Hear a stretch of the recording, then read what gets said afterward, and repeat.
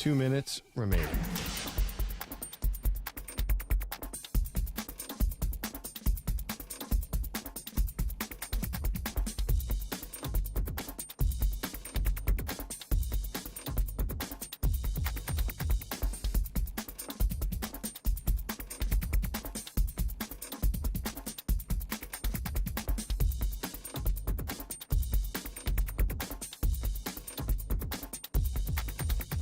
One minute, 30 seconds remaining.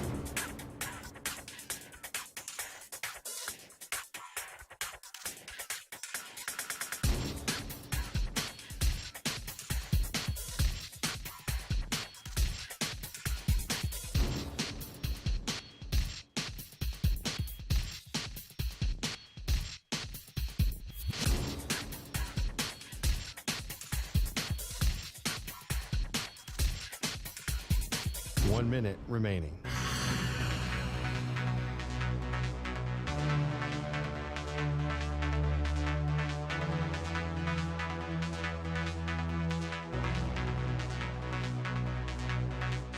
Forty-five seconds remaining.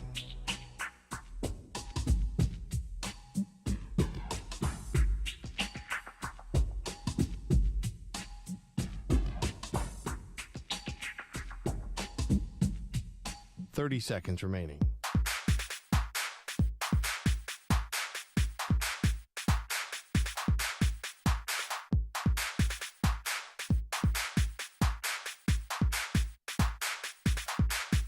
Fifteen seconds.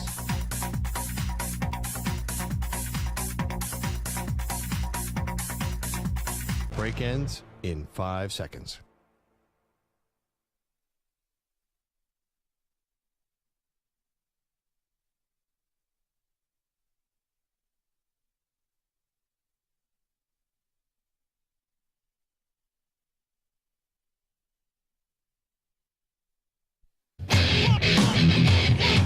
He's live.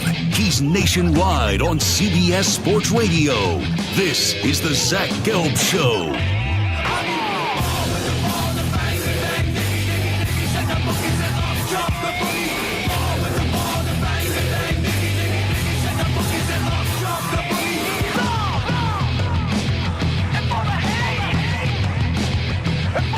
Here's your host, Zach Gelb. Live from the palatial yet not overly ostentatious studios of CBS Sports Radio here in beautiful New York City, sitting on top of the 10th floor of 345 Hudson Street. Welcome on in to a big Football Friday edition of the Zach Gelb Show across all the great local CBS Sports Radio affiliates, Sirius XM, Channel 158, the free Odyssey app, and of course, streaming on YouTube. 855-212-4CBS is the number to jump on in. 855-212-4227. You could always get at me on Instagram, where I'm straight flexing, or via the good old cesspool of Twitter at Zach Gelb. That's ZACHGELB. We got Sergeant Ortiz and also Stuart Kovacs along the other way, and we're rocking and rolling all the way up until 6 p.m. Eastern, 3 p.m. Pacific. Former college quarterback and also baseball player, too, Josh Booty, friend of the show, going to stop by 40 minutes from now, as we have a loaded show for you today. A lot going on in the NFL. We have to continue to preview the San Francisco 49ers going up against the Philadelphia Eagles. We got a conference championship game tonight that you actually care about between the Oregon Ducks and the Washington Huskies. That's been the game of the season so far in college football, where Washington was able to edge out Oregon by 3 points after Oregon missed the field goal towards the end of the game when it looked like we were going to get overtime. So you'll see that big-time rematch tonight. I think the Heisman Trophy is on the line as Kalen DeBoer's squad goes up against Dan Lanning's squad with their two Heisman Trophy-looking quarterbacks in Michael Penix and Bo Nix. We'll go through all the conference championship games today. We'll go through a bunch in the NFL with NFL picks coming up in the final hour of the show before we do say goodbye to you on this very busy Football Friday. But we got to start with the drama Dallas last night not choking Cowboys. And Dallas tried to blow that game at the end, but that was just incompetence, really, by both coaching staffs. I thought this was going to be a high-scoring game. I thought the Cowboys, as I said yesterday, were going to win the game. I had the Cowboys by 4 points. But you look back at that game last night, it kind of shows you what you knew going into this game. Dallas was not going to blow out a Seattle team, even though the spread was ridiculous at one point at like 9.5. The fact that the Cowboys are a 9.5 point team when they can't find a way to beat really good teams, and all they have done this year has beat up on bad teams, I thought that was disrespectful to Seattle, who has hit a little bit of a down period, but you knew with Geno Smith getting healthier that the Seahawks were going to have something in the tank last night, and they almost pulled out the victory. But as the game did go on, when you asked Geno Smith, who played a good game, and Dak Prescott, who played a good game, right? But when you ask someone like Geno Smith to go make a big play, I'm just not going to believe in him to find a way to get the job done in a big moment. And he had two moments at the end of the game to go march his team down the field and go win that game for the Seattle Seahawks. And you look back at some of the play calling, it was on that 4th down and 4 when Geno Smith had an incomplete pass. It was deep to Jackson Smith and Jigba. And it was like one of those moments where, you take a deep shot there when the quick passing game has been registering, when the quick passing game has been working. It didn't make any sense to me why they elected to take a deep shot in that situation. But then Cowboys, when you look at them with the field goal, the Dallas approach when they were going to take a field goal, it was on 3rd down, you throw the football, but then on 4th down, you take the field goal, which I didn't get that. You could have this thing moving. You could keep that clock moving. And on 3rd down, you elect to go take the kill shot, 3rd and 3 at Seattle's 14. Like, go run the ball there. And maybe you get the 1st down. But if you don't, at least you're going to allow that time to tick on down. And once that time ticks on down, you could either take the field goal later or go for it once again. It made no sense to me why in that moment last night, when Mike McCarthy says we're going to be aggressive with 152 remaining in the game, we're going to be aggressive and we're going to throw the ball, and then on 4th down, you take the field goal. And I don't hate it being a 6-point game, but at that point, Seattle is out of timeouts. They just took their timeout. So run the ball, and then you could eat more clock off and chew more clock off, or you go for it or then kick the field goal. So I thought that was a backwards decision by Mike McCarthy, especially when it's only 3 yards away from getting a 1st down. And then on the last play of the game, when it is 4th and 2, I know Micah Parsons is a stud, but you got to find a way to at least get a decent pass attempt off. And the moment Micah Parsons saw Geno Smith, Geno was just like, I got to throw it. And it was almost as if he was throwing the ball away. And also in that game, too, the other thing that I did not like, and this is when the game really started to turn, because Dallas was down by 5. It looked like Dallas was going to struggle and limp to the finish line, and let's see if they could even get there. The other play calling that I did not like, it was what got to be like about 7 minutes left. Yeah, it was 7:04. It's 4th and 1 at Dallas's 46. I have no problem with the Seattle Seahawks going for it there. You got to go for it, up 5. But as I said earlier, the short passing game for the Seahawks with Geno Smith was working to a T. He was getting that ball out really quickly. And it made no sense to me there why they would run the ball on 4th and 1 with Zach Charbonnet. And Dexter Lawrence made a heck of a play. Give him credit. Or DeMarcus Lawrence made a heck of a play. Give him credit. And he blew up that offensive line, and he ate up Charbonnet. But on 4th and 1 there, if you're going to run it, this may sound stupid, but why wouldn't you line DK Metcalf up under center and do the damn tush push? And I don't think DK Metcalf honestly needs anybody else the way that he was running through that Cowboys defense to push him to get the 1st down. But in that moment, I thought you needed to use the mobility of your quarterback. Like, if you want me to give you my serious analysis, you should have had Geno Smith with the ability to quickly throw the ball or tuck it and run. But 4th and 1 with Charbonnet there running the ball, I just did not like it in that moment. Right decision to go for it, wrong play call. So really, the final 7 to 8 minutes of that game was not coaching 101.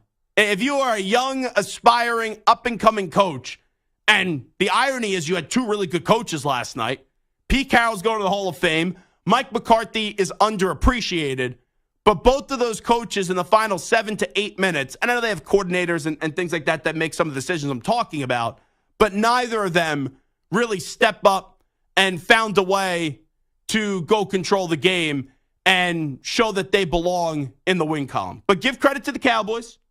Dallas goes to 9-3. Let's give a little golf clap to the Dallas Cowboys. They finally beat a team that currently sits at 500 or above.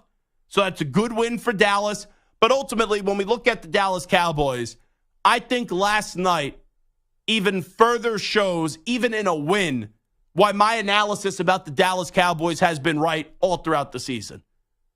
People say I'm a Cowboy hater. I'm just realistic. I told you all year the Cowboys are going to win 12 or 13 games. The Cowboys are going to look like a good team. But there's a big difference in this league from being a good team and from being a great team. And if anyone last night believes when they walk away from that game thinking that the Dallas Cowboys are going to be a great team, I just don't know what you're watching. And this is a year where there's not a lot of great teams in the NFL. But we know 2 great teams play this weekend. That's the Philadelphia Eagles and the San Francisco 49ers. And I don't think I need to remind Cowboys fans, you lost to the Eagles and you lost to the 49ers. And ultimately, as this continues to move closer and closer to January football being the first day of December, the Dallas Cowboys will do what they did last year. They will go up against the NFC South champion, which will be some dog-awful team, some garbage team, a team that's probably 8-9. It may even be the Atlanta Falcons, or it's going to be the New Orleans Saints. And whether you're going into Atlanta or you're going into New Orleans, Dallas will beat the snot out of either the Saints or either the Falcons, because that's what Dallas does. Against the mediocre, against the below average, against the bad teams, Dallas finds a way to look like they're the greatest football team we've ever seen. But you saw it last night, just when the intensity picks up a little bit, and the Seahawks are the farthest thing from a great team. Now, the Seahawks are like a good team, a solid team. There's sometimes you say there's good teams, you're like, oh yeah, they're a good team. But Seattle is like a solid football team. They got some playmakers, Tyler Lockett, Jackson Smith and Jigba, DK Metcalf, who's just dominant. They have a nice secondary as well. But you even saw it last night. When you go up against these slightly better teams, Dallas does not look great. And yes, Dallas takes the victory, but ultimately you'll go up against the elite teams, and come NFC divisional round weekend, either the 49ers or the Eagles will be the opponent. And I know that the Cowboys have played well up against the Eagles, but playing well isn't what gets you to the next round of the playoffs. Because the Cowboys earlier this year played well up against the Philadelphia Eagles. And Cowboys fans talk about that game as if they won. But ultimately, they lost that game. And then up against the 49ers, who they are just scared bleepless about. They, at least the last 2 years in the playoffs, they were in the game. They were competitive. This year in the regular season, the Cowboys look like the Comac football JV9 team going up against the San Francisco 49ers. So for Dallas, last night, yes, it's a win. Yes, you take it. Yes, Dak Prescott's playing some really solid football. Yes, Bland gets another interception after getting torched in the first half. Micah Parsons, who is amazing, saves the game at the end of the day. But I don't think you could walk away from that game last night and you're saying yippee-yi-yo-ki-yay, and you're like, here comes the Dallas Cowboys. The Cowboys are great. And I know some of you cockroach Cowboys fans, and I say that in jest, because there's some Dallas Cowboys fans that listen to this show that I like, But then there is a good portion of you cockroach fans that you go right to my Twitter mentions, you slide right into my Instagram DMs, and you say a lot of hurtful things that I don't appreciate. But you're fooling yourself if you actually believe that this Cowboys team is going to do something that they haven't done since 1995. I'm not even going to the big prize, the Super Bowl. Get to an NFC title game. I don't think either of those things are happening. You are seeing a ceiling once again with this Cowboys team. And that ceiling is looking like you're the hot girl at the dance, looking like everyone's going to come after you. You know, you'll talk to someone that's a 5 or a 6. But then when the actual good-looking people come into that dance, you go home. It's time for you to call a cab. It's time for you to put your head on the pillow and go to sleep, and you'll be lonely. Because that's what's going to happen with the Cowboys. We see this script all the time. 3 years ago, you go up against the Niners. You couldn't even get the snap off at the end of the game. Last year, you beat Tom Brady. Yeah, Tom Brady when he was quarterback in a 8-9 team. And then the next week, you go up against the 49ers. Defense gives you a championship effort. And then Dak Prescott, who's playing good football this year. But Dak Prescott choked last year. Fumbles, interceptions. Ooh. It was ugly. And then this year, it's going to happen again. Saints, they won't be the answer. Falcons, they won't be the answer. Dallas will get like a nice, 35-14 victory on Wild Card weekend. And then you'll either be going to Philadelphia or you'll be going to Santa Clara. And you know how it probably plays out. It'll be a close game, right? It'll be a good game. But in the final few minutes, the Cowboys will do what they do best. And that's choke. And not advance to an NFC title game. So here's a simple poll question today. Because I'm curious where the pulse of the people are at right now. The Dallas Cowboys at the end of the season will do what? Will they lose in the wild card round? Will they lose in the divisional round? Will they lose in the NFC title game, or will they be in the Super Bowl? Early returns right now. 10% say lose in the NFC title game. 11% say make the Super Bowl. 27% say lose on wild card weekend.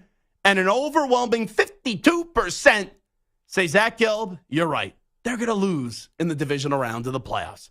What say you? 855-212-4CBS, 855-212-4227. Cowboys fans, I want to hear from you today.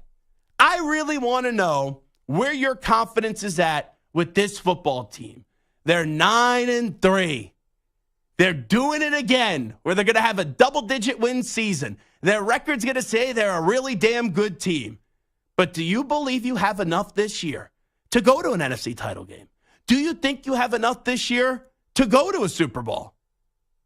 Because whether you do or don't, I don't think this team is getting past the second round of the postseason. 855-212-4CBS, 855-212-4227. We'll take a break, come on back, we'll do a little onside offsides. Josh Booty still to come in about 20-25 minutes from now. Off and running, very, very busy. Football Friday edition of the Zach Gelb Show, but where else? CBS Sports Radio. You're in a 5-minute break.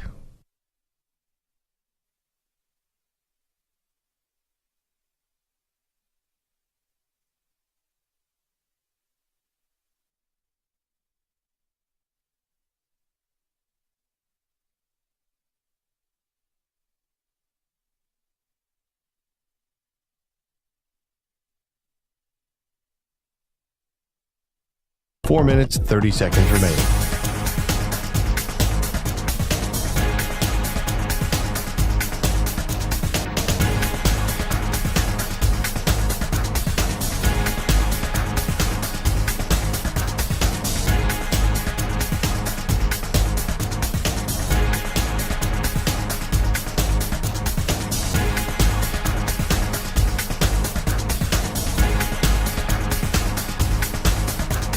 Four minutes remaining.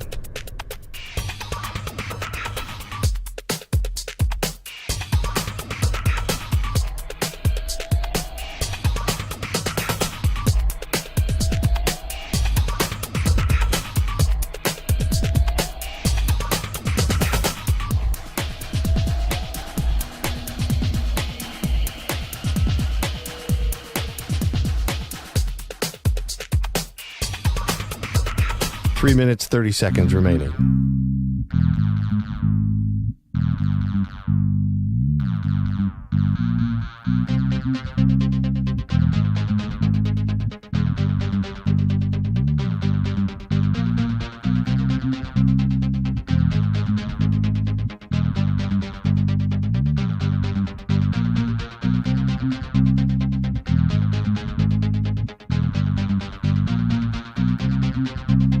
Three minutes remaining.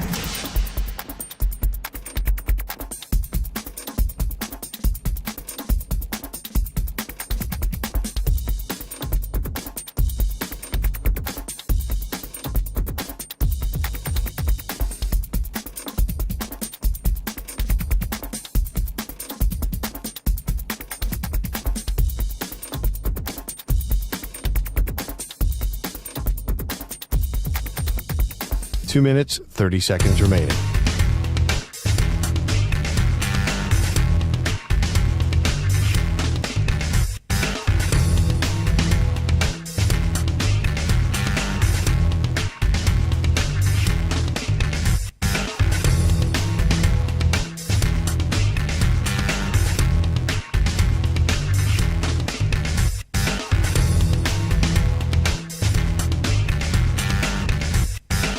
Two minutes remaining.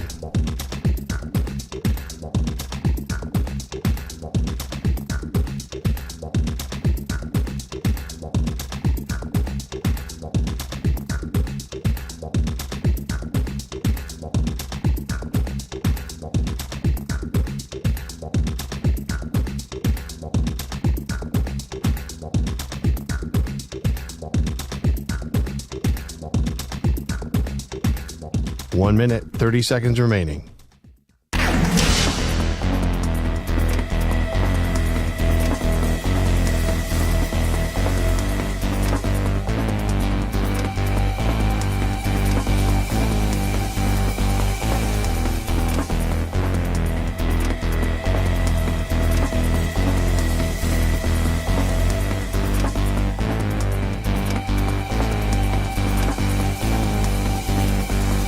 One minute remaining.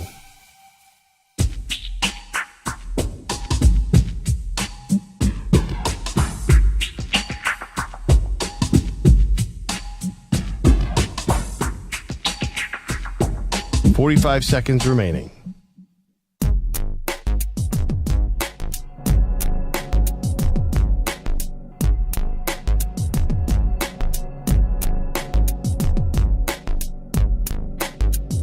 Thirty seconds remaining.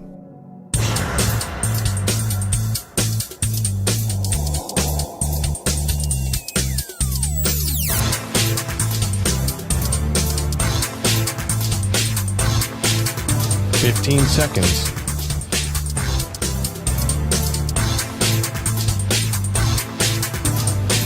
Break ends in 5 seconds.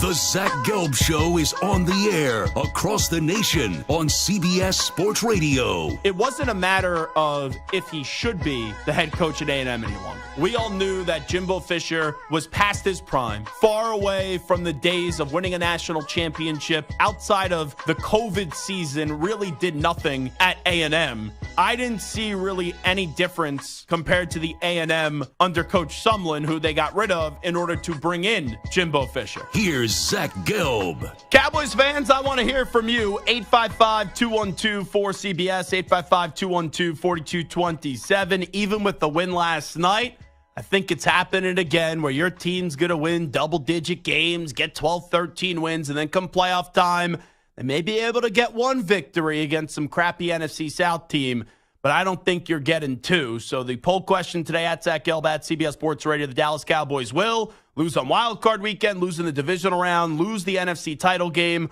or make the Super Bowl. Let's start it off in Oklahoma. Gary is first up on CBS Sports Radio. Gary, what's shaking? Good Friday to you. How you doing? Doing great. What do you got for me?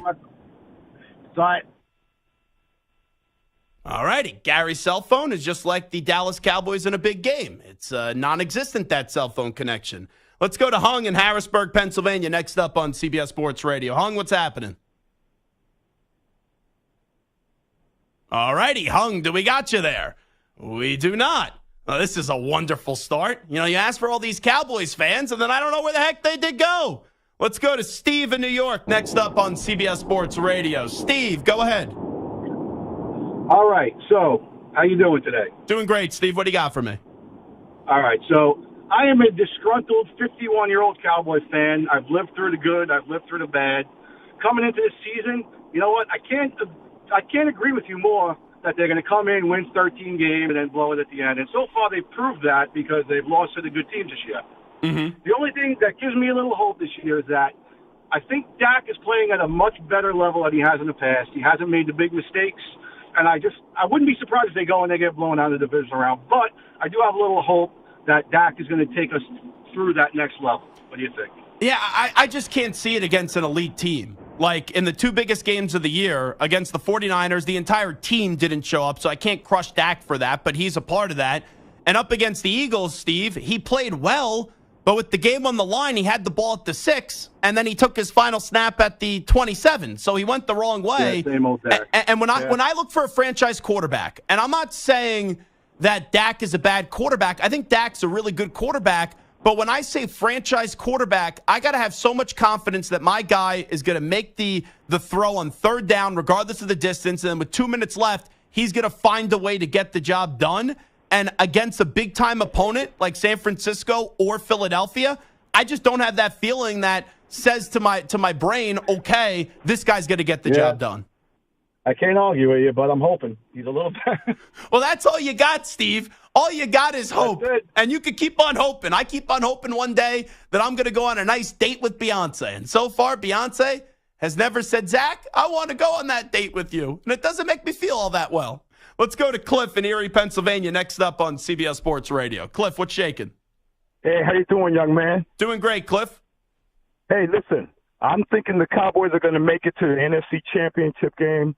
Will they fumble the ball then? Most likely. But just the fact that we're having this conversation that the Cowboys could make the NFC Champ, I chimed in with you, and I'm excited just to hear you talking Cowboy football. I live here in PA, and hearing the Cowboys on the radio every other day, whatever, I love it. So, yes, we get to the championship game. We probably get beat, but the last caller said it well. Hope. At the end of the year, whoever is the healthiest, whoever is it, we could talk all day. Whoever is the healthiest at the end of the year, then we might have a little hope. But why is this year different from last year? Because last year you guys had that hope, and I'll even be completely transparent with you, Cliff, last year, and I rarely picked the Cowboys.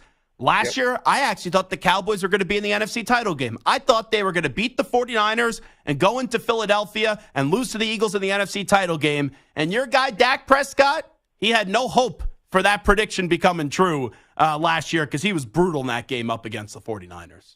Amen. I hear you. But I got one thing. Big Mike. Big Mike is calling the calls. The defense, he's calling the plays. Wait. Cliff. The same Big Mike that you Cowboys fans have wanted to be fired the last 2 years when he's won back-to-back 12-win seasons. That same Big Mike? No, I did not want Mike fired. I wanted Mike, hey, give him a chance, man.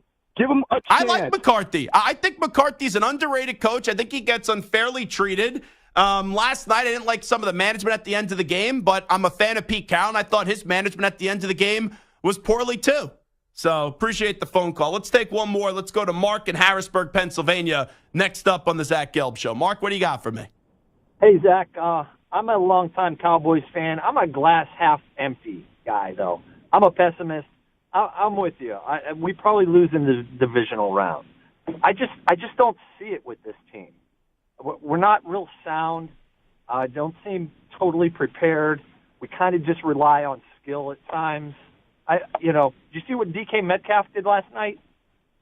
Yeah, he was awesome. He had 3 touchdowns in the game, and at the end of the half, it was typical Cowboys where how many times are the refs going to have a flag that would take the touchdown off the board, or you had a reversal on the review, and then I know there was a flag too. And I knew the refs were bad last night, Mark, but how many times are the Cowboys going to line up off sides? It felt like every other play it was encroachment on the Cowboys. No, exactly. That's what I'm saying is San Francisco has that dude. They have Debo, A.J. Green in Philadelphia.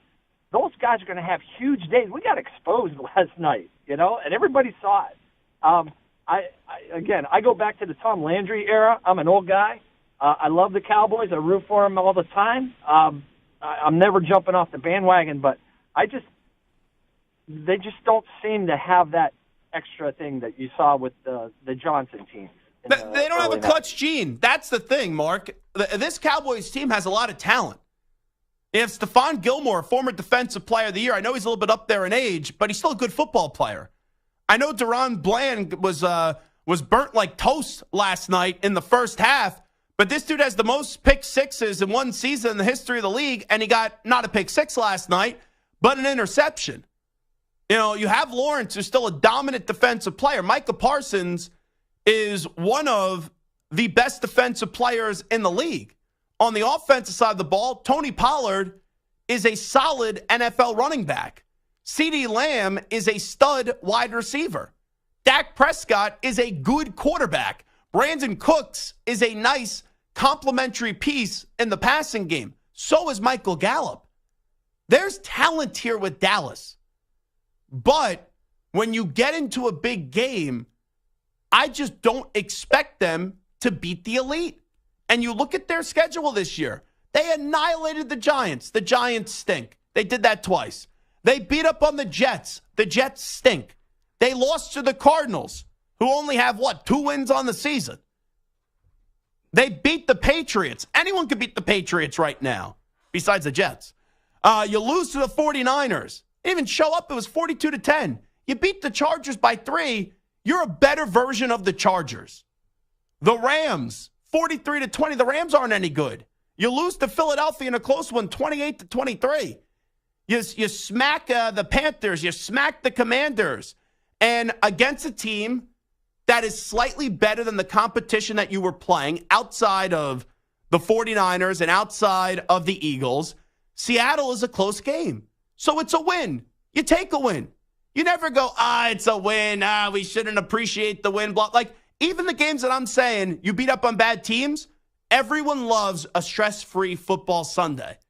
But let's not complicate that, and let's not misconstrue those performances in thinking that when they go up against Kansas City, or when they go up against the Ravens, if they got to a Super Bowl, or in just the same conference, Philadelphia, the 49ers, that they're going to get the job done. Because you've seen it now 2 ways this year. Against maybe the 2 best teams in football, definitely the 2 best teams in the NFC. Against the 49ers, you saw it one way. They got blown out. They got embarrassed. They got destroyed against the Niners. And then against the Eagles, even when they go into a tough environment like South Philadelphia and they play a good game, it still wasn't good enough to beat the Eagles. So Dallas is a good team. And that's why I think I say this each and every day on this show. There's a difference between a good team and a great team. Now everyone just goes, everyone's the GOAT. And we try to make good people or good players or good teams as like the greatest teams. The Cowboys are a solid team.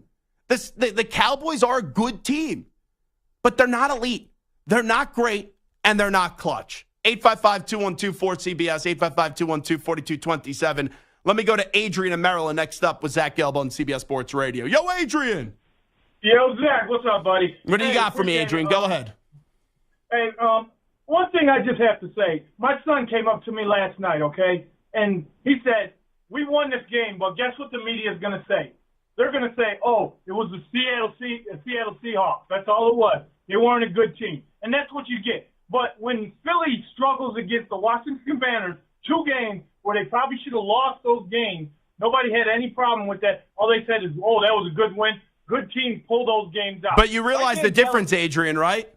The Eagles get the benefit of the doubt. The Eagles a few years ago won a Super Bowl. The Eagles last year got to a Super Bowl. You guys haven't been to an NFC title game, let alone a Super Bowl, since the 1995 season. I understand that. But you got to give us some credit for getting our 5 Super Bowls and going back to back and then getting another Super Bowl after the year after that. But what does that have to do now with 2023? That would be me like a Patriot fan saying, oh, excuse the Patriots for their terrible season this year because they won 6 Super Bowls and dominated the NFL for 20 years. There's nothing to do with 2023. Okay, so let me ask you this. It'd be one thing if it was in a 4 or 5 year radius. We're now years removed here. Exactly. You're saying you got elite teams, right, in the NFC. I think you got 3 teams that can win the Super Bowl or get to the Super Bowl in the NFC. Why can't the Cowboys be one of those? Because it's only 2 teams. It's the Eagles and it's the 49ers. The Cowboys can beat the Eagles? Did they not beat them this year? No, they didn't, but they beat them last year. And don't give me that Minshew stuff because Dak didn't play in the first game. That's fine, but we're talking about this year. This year, you played maybe your best game of the season up against the Eagles. You guys were good up against the Eagles, and it still wasn't good enough to get a victory. This is what I don't get with you Cowboys fans, Adrian. I get, and you're not the only one that does this. So many, we played well up against Philly. You're past the point of playing well. Go win the damn game. I'm not with the moral victories. I understand that. You just were. Last night McCarthy made a stupid mistake with not running that ball with 152. I even said it. I said this is dumb. I hope they lose the game because of the dumb mistake, and then he get ridiculed. But if Philly comes into Dallas next week and we beat Philly, what's going to be the notion then? It'd be a good victory for you guys. I would say you guys are making progress. It means we can't win we won't be able to beat them in the playoffs. I won't say you guys could win in the playoffs until you win in the playoffs. Yeah, and I'm not even saying get to a Super Bowl. Get to an NFC title game.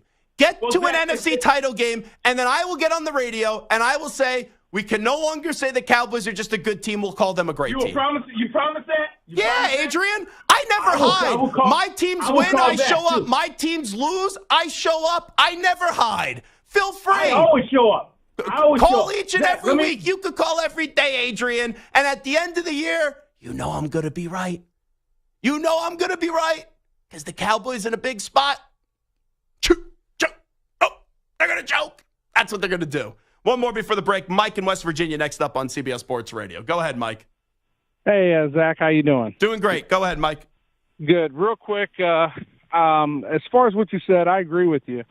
I'm a Cowboy fan, and the Cowboys have to win the playoffs. That's the bottom line. But let's wait and see how they play against Philly. That's going to say a lot. If they win that game against Philly, be a great victory. It'll be a great victory, and it'll show that the Cowboys can play with them. Now, the Niners game, Dan Quinn, defensive coordinator, he screwed that game up, I think. I don't think he called the right game. The guys were wide open in the middle of the field all day long for 49ers. He never adjusted. Last night's game, Dorian Bland was getting torched. Second half, he makes a change. He puts Lewis on Njigba. He switched the corner so that DK Metcalf had the other guy on him, and he put Bland on Lockett. What happened? That slowed down. The last 2 drives, that defense stifled the Seahawks because he got home at the end. Micah Parsons got home at the end. That won the game. That's right, because they were locking him up for another second or so. That's all that took. And Micah Parsons did his job and got in there. And as far as what you were saying, you were kind of criticizing Mike McCarthy last night about the calls and stuff. Yeah, he should have ran the ball, whatever. He was being aggressive. He was going to go for it on 4th and 2. A penalty made it 4th and 7. He made the right call. He kicked the field goal. He took it up to 6, so they had to get a touchdown. It was the right play. I'm not going to criticize the guy. He did it. He's doing what he's supposed to do. And the difference. And I like McCarthy, but you need to run the ball there on 3rd down, and then you could have got the first. If you don't get it, then go for it on 4th down. You should run that clock regardless. Yeah, I agree. But if you're gonna be he was aggressive all night. Yeah. Until that penalty happened. Now, as far as the difference you said about what was the difference between Dak and the Cowboys of last year and this year, and you said that Dak choked, you're right, he did. But the difference is this year, he's playing lights out. And everybody's saying it's the same Dak or whatever.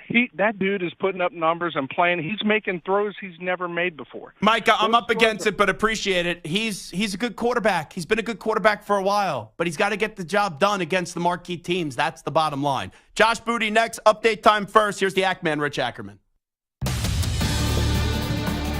CBS Sports Flash. Oh, the Pac-12 championship takes place tonight in Las Vegas, and it's as good a matchup as one could hope for. Third-ranked Washington tries to solidify its hold on a playoff spot, while fifth-ranked Oregon looking to avenge a loss 7 weeks ago and rip it away. The final football game of the Pac-12 not only features national championship implications, it also has two Heisman candidates. The Ducks' Bo Nix said they have to let it all out. We're going to have to play a complete game again, so that's going to start in practice this week. But it'll mean a lot, to say that you're the last, but there's been so many come before you, and then, life will go on after you. So it's just a dent in time, and for now all we got is tomorrow, and so we're going to go out there and make sure that we put all we got on the field for Friday. Washington comes in with 19 straight wins, the third longest streak in school history. Also tonight, the 24th-ranked Liberty meets New Mexico State in the Conference USA Championship. Devon Achane back for the Dolphins, but the Packers will be without Aaron Jones, who's out with a knee injury, and Minkah Fitzpatrick hasn't played in a month, but said he'll be back Sunday when the Steelers face the Cardinals. I'm Rich Acker. CBS Sports Radio's Maggie and Perloff Show is your go-to December destination for the best sports talk on the radio. And don't forget, we're live 24/7 on social, YouTube, Sirius XM Channel 158, and the free Odyssey app. CBS Sports Radio.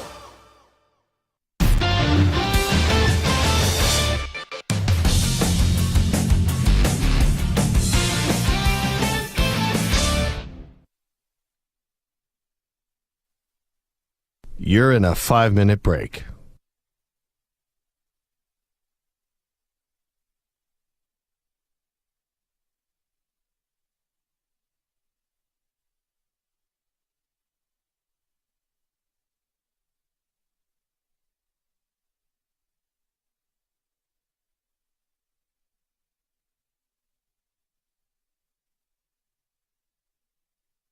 Four minutes, 30 seconds remaining.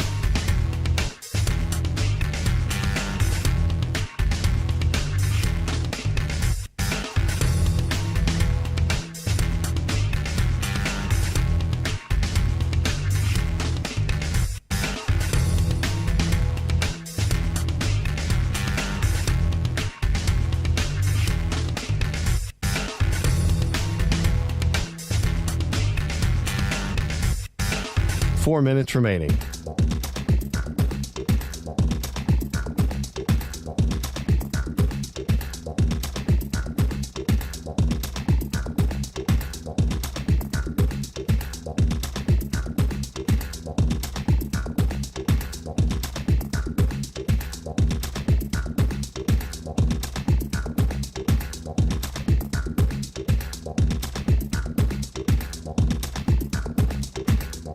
Three minutes, 30 seconds remaining.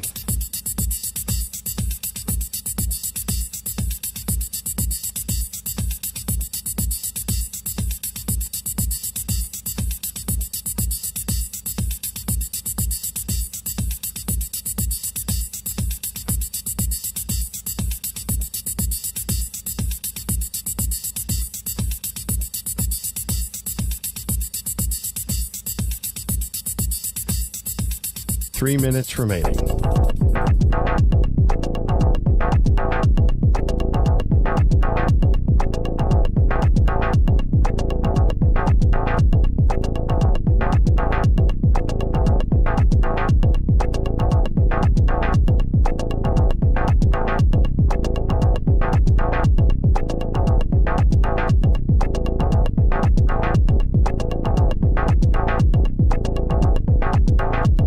Two minutes, 30 seconds remaining.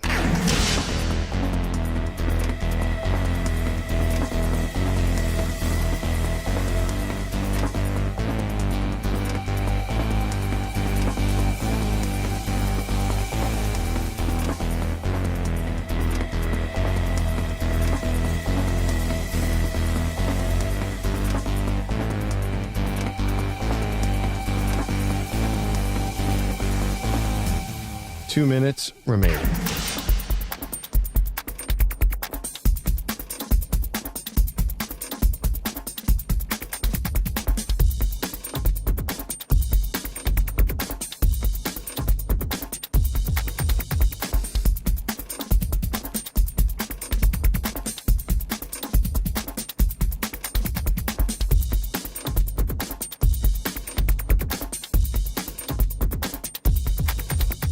1 minute, 30 seconds remaining.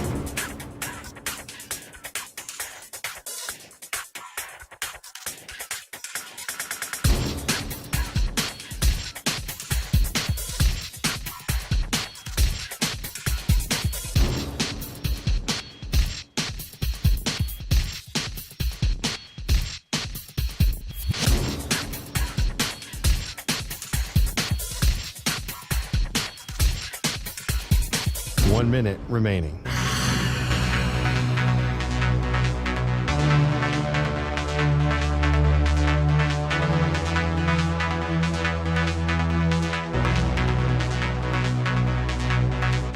Forty-five seconds remaining.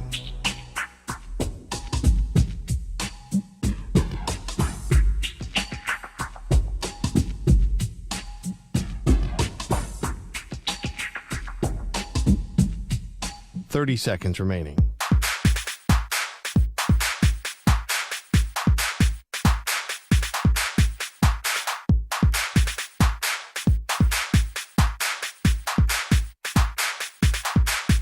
Fifteen seconds.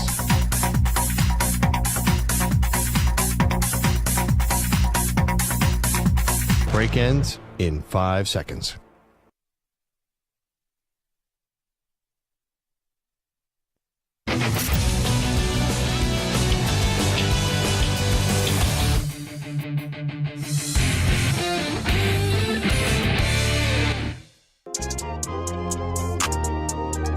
Now back to the Zach Gelb Show.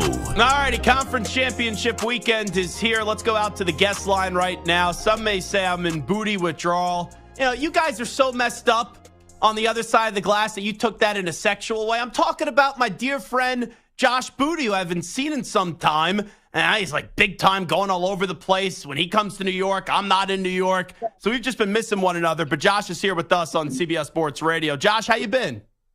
I've been great, brother. You're the one all over the place. I see you at the Michigan-Ohio State game in Ann Arbor last week. I see you at a Patriots game every now and then. You're the one running the roads, brother. But, no, it's good to be with you, man. How are you doing, brother? Well, I'm doing fantastic. I know you're in Atlanta for this SEC championship game.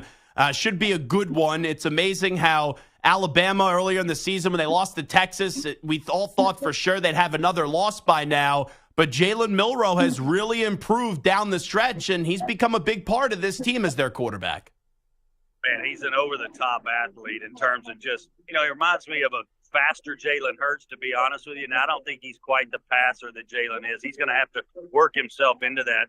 He baits the defenders in a little bit. You saw it against Auburn last week. He baits them a little bit and then makes either a fantastic throw down the field like he did on the scoring touchdown to win the game, or he'll make an outstanding run. He's just an unbelievable athlete. So it's been fun to watch him kind of progress. Early in the year after the Texas loss, they didn't know if he was really going to be the guy. They went with Ty Simpson. They went with the other QB, not really knowing who were they going to go with for the starter. But I think now they've won 10 in a row, 11 in a row now, and they're on an epic run. And of course they play in the SEC West, which is better than the East. So he's won some big ball games for him. That one no bigger than last week against Auburn. Last play of the game, spectacular.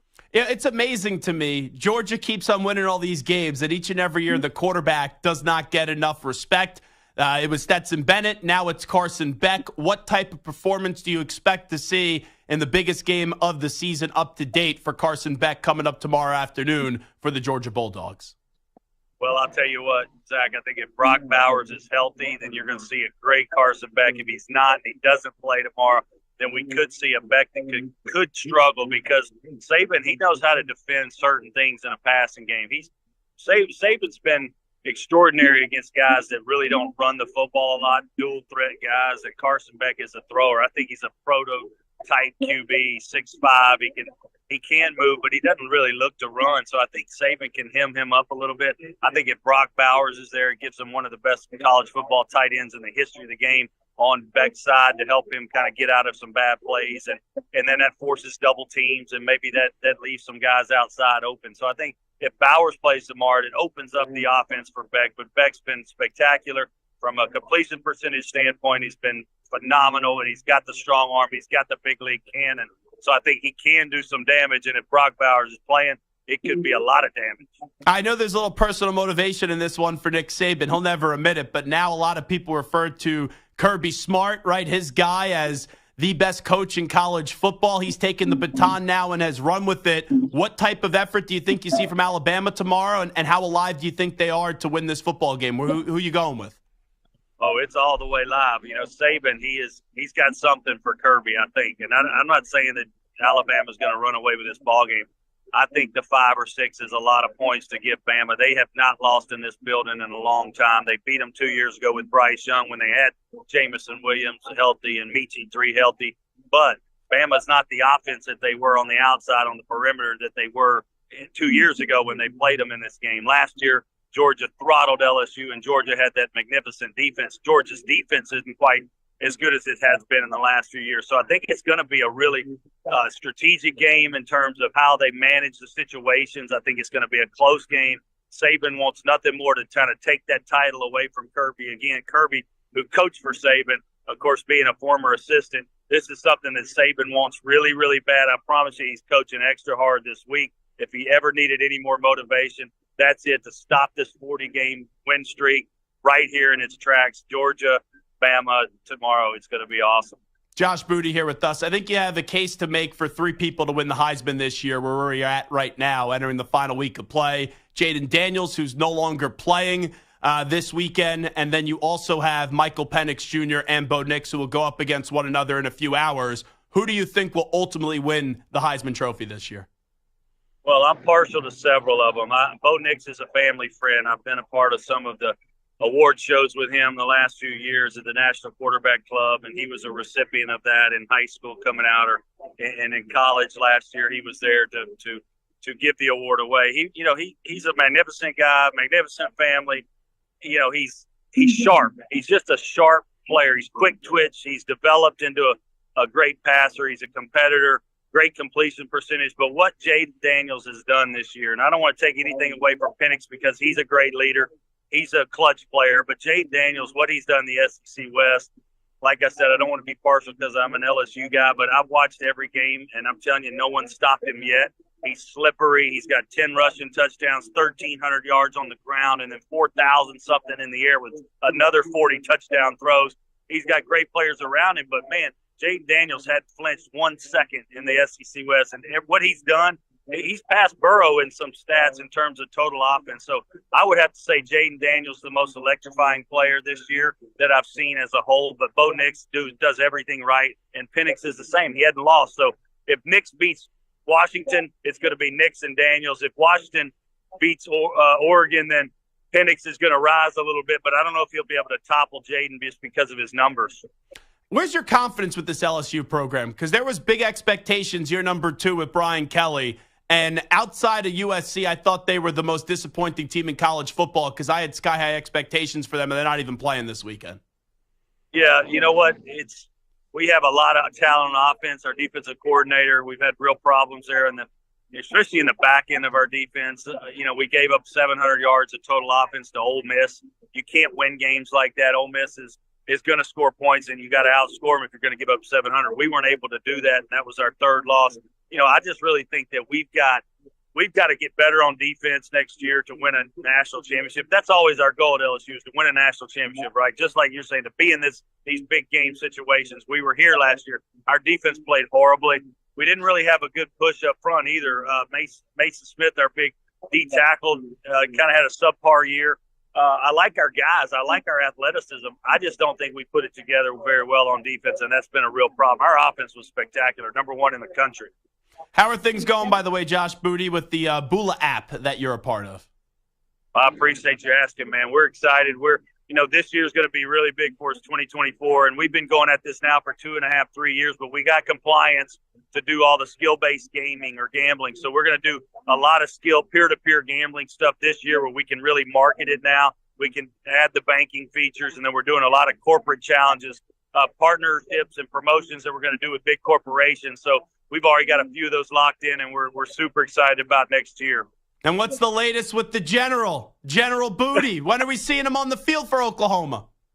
Well, man, Dylan Gabriel's got another year at Oklahoma. His guy's got 17 years in college. You may have some eligibility left, honestly, my friend. Exactly. I think I do. I'm going to have to come out of retirement and get these old bones ready to move. But no, Dylan Gabriel's there. He's the starter. He's been a starter for 3 years. They've got another kid, Jackson Arnold, which is a 5-star super stud guy. I don't know what's going to happen there. Their offensive coordinator, Jeff Levy, went to Mississippi State. So I'm kind of waiting to see what kind of unfolds in front of him in terms of the guys that played in front of him this year. He's got 2 years left after this season. So, we'll see. He needs to get on the field somewhere. You got it. Well, get your ass to New York soon. We got to go get some dinner, go back to that cigar bar, and break some bread with Mike Piazza. We ran into that one night. I love you, brother. You're the man.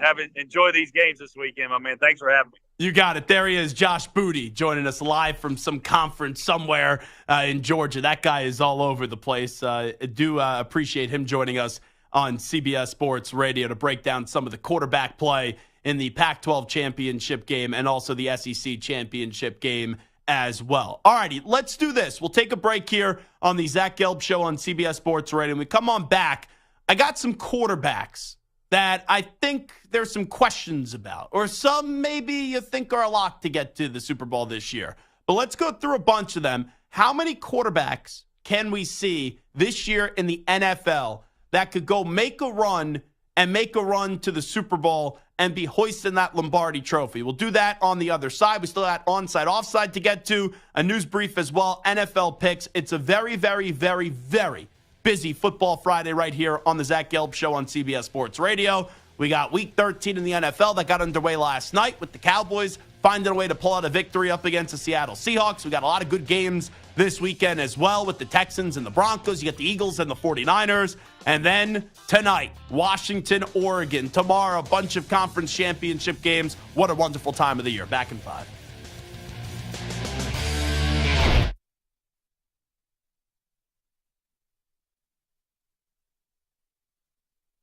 You're in a 5-minute break.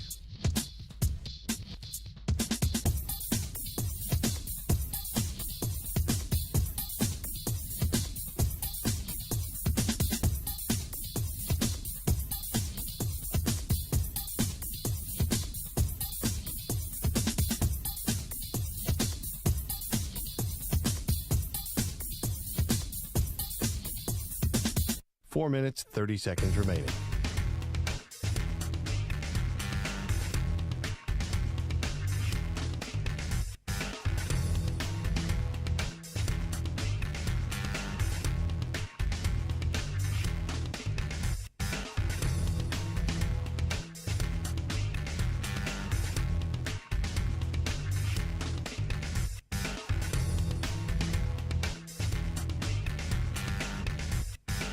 Four minutes remaining.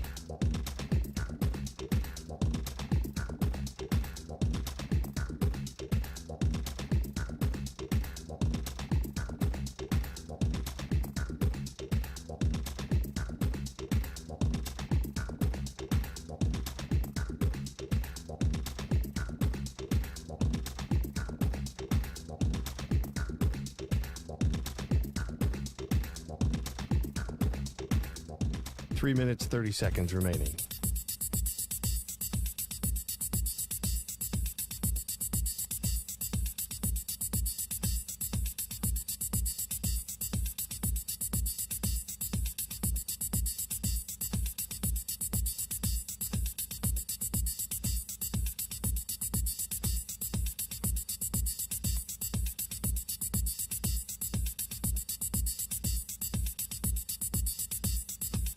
Three minutes remaining.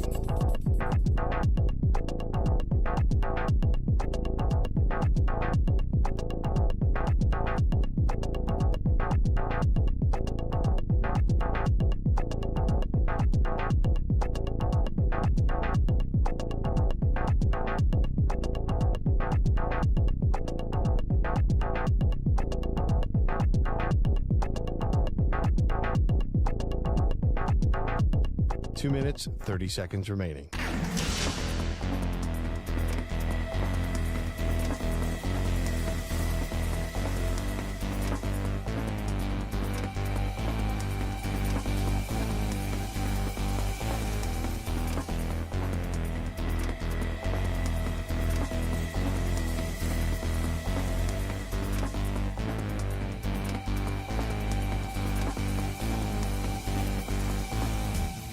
2 minutes remaining.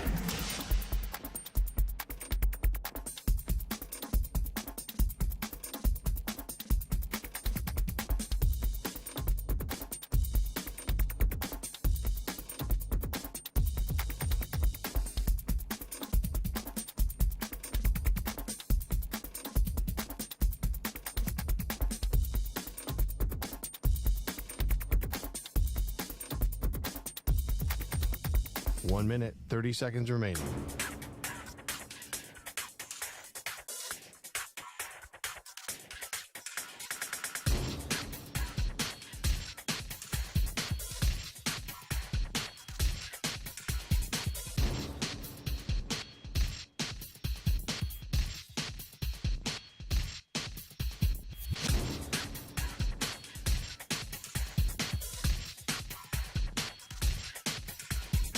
One minute remaining.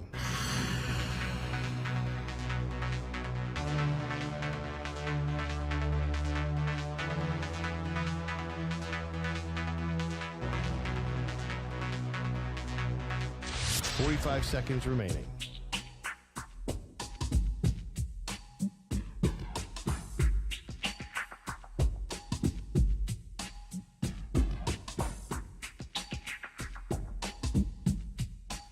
Seconds remaining.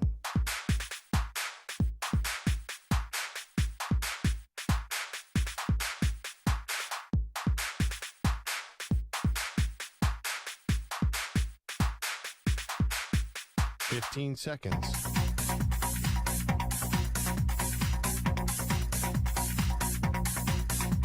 Break ends in 5 seconds.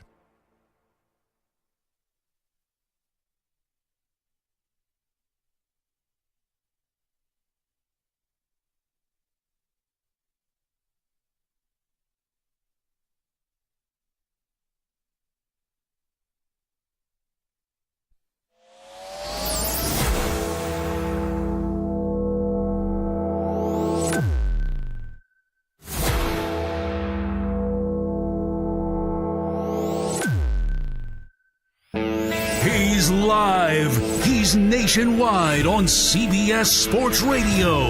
This is the Zach Gelb Show. All righty, rocking and rolling. Hour number 2 of our radio program. It is the Zach Gelb Show on CBS Sports Radio. By the way, it's time to Ask the Pros, where you, the listener, gets to ask us a question. It's brought to you by O'Reilly Auto Parts. Simply tweet your question at CBS Sports Radio or at Zach Gelb, ZACHGELB, using the hashtag Ask the Pros. Be listening later in the show when we might answer your question. Think O'Reilly Auto Parts for all your car care needs. Get guaranteed low prices and excellent customer service from the professional parts people at O'Reilly Auto Parts. Sing it with me. O'Reilly Auto Parts. Simple poll question today. It has to do with the Dallas Cowboys coming off their victory last night to improve to 9-3. The Dallas Cowboys will lose on Wild Card Weekend, lose in the divisional round, lose in the NFC title game, or make the Super Bowl. Right now, 9.6% say lose in the NFC title game, 12% say make the Super Bowl, 26.4% say lose on Wild Card Weekend, and 52% say lose in the divisional round. And my answer is the one that's winning right now, lose in the divisional round. So do me a favor here, Carlos Ortiz. Cue me up a little NFL music here. And when we get that NFL music, Stu has put together a list of quarterbacks that he wants to know, do I think this quarterback can win it all this year? Like when I sit back and I imagine the Super Bowl, which we're going to this year, we'll be on Radio Row in Las Vegas. We'll have a grand old time, bunch of parties. We'll go to a bunch of good dinners. We'll have a lot of good interviews. I'll probably end up going to the game. But when I'm getting ready that Super Bowl week to preview the game, can I say on December 1st in the year of 2023 that I can envision this quarterback or that quarterback playing in the big game, whether it's on the AFC side or the NFC? Carlos, take it away. Quarterback number 1. Brock Purdy. Yeah. Before the season, I would say that I could not see Brock Purdy getting to a Super Bowl. Not that he doesn't have the team, but ultimately I was really concerned heading into this season how much in a small sample size last year was realistic with Brock Purdy. And what you've seen with Brock Purdy this year, whether you want to call him a game manager or a franchise quarterback, when Brock Purdy has a somewhat healthy 49ers team with Trent Williams, with my BFF Deebo Samuel, with Kittle, with Ayuk, with Run CMC, who is one of the better offensive players in the league, whether it's him being a product of the system or him being great individually, Brock Purdy puts up some good numbers. And this year, there's not many great teams. The 49ers are a great team. They have a really good coach. They have a heck of a defense. They have a unbelievable, legendary left tackle, and they got weapons out the wazoo. I could definitely see Brock Purdy in the big game and hoisting that Lombardi trophy. Dak Prescott. No. I can't. Dak Prescott is having a really good season. Dak Prescott has a spot at the adult table this year for the MVP conversation.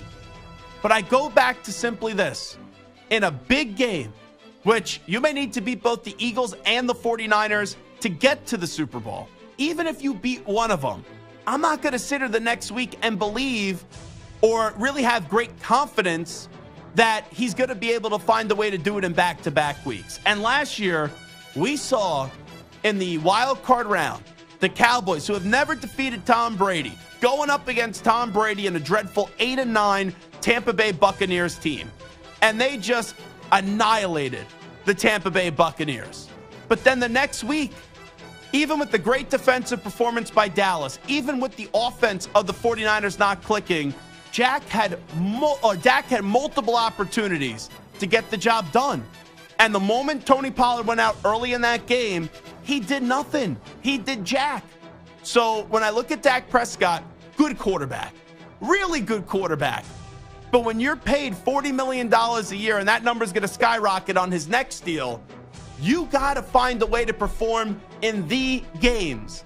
And the last 2 years, Dak came up small against the 49ers, where you could blame Kellen Moore, you could blame Mike McCarthy. They didn't get the ball snapped. It's a very simple thing. I don't care who your head coach is. I don't care who your offensive coordinator is. I don't care who your quarterback is. You couldn't get the ball snapped against the 49ers. And don't blame the referee. And then the next year, you were able to get the ball snapped, but anytime you started to drive, you had a turnover. I just can't see Dak Prescott in the Super Bowl. I can't see Dak Prescott in Las Vegas holding that Lombardi trophy. And you know what, Stu? Could you imagine? We're in Vegas for the Super Bowl, and I have to spend an entire week, or even the week before, so 2 weeks, hearing those cockroach Cowboys fans. Oh, we're in the big game. Oh, Dak Prescott's great. Oh, the Cowboys are this. I'm just vomiting right now at the thought of having to sit in Las Vegas, even though we could be in a worse place if I'm being honest, and have to think about the Cowboys winning a Super Bowl. It ain't going to happen. Dak Prescott is not going to be in the Super Bowl this year. Next one. Derek Carr. Are you guys just trying to kill me today? On a Friday, are you guys trying to, I actually had my heart examined today. I got a heart checkup. Everything's good. But are you trying to give me a heart attack today on a football Friday? Arrest Fridays on CBS Sports Radio. Derek Carr. Can the guy win a damn division first before we say Super Bowl? Stu, I know you're a Raider fan. I know Derek Carr at one time was your guy.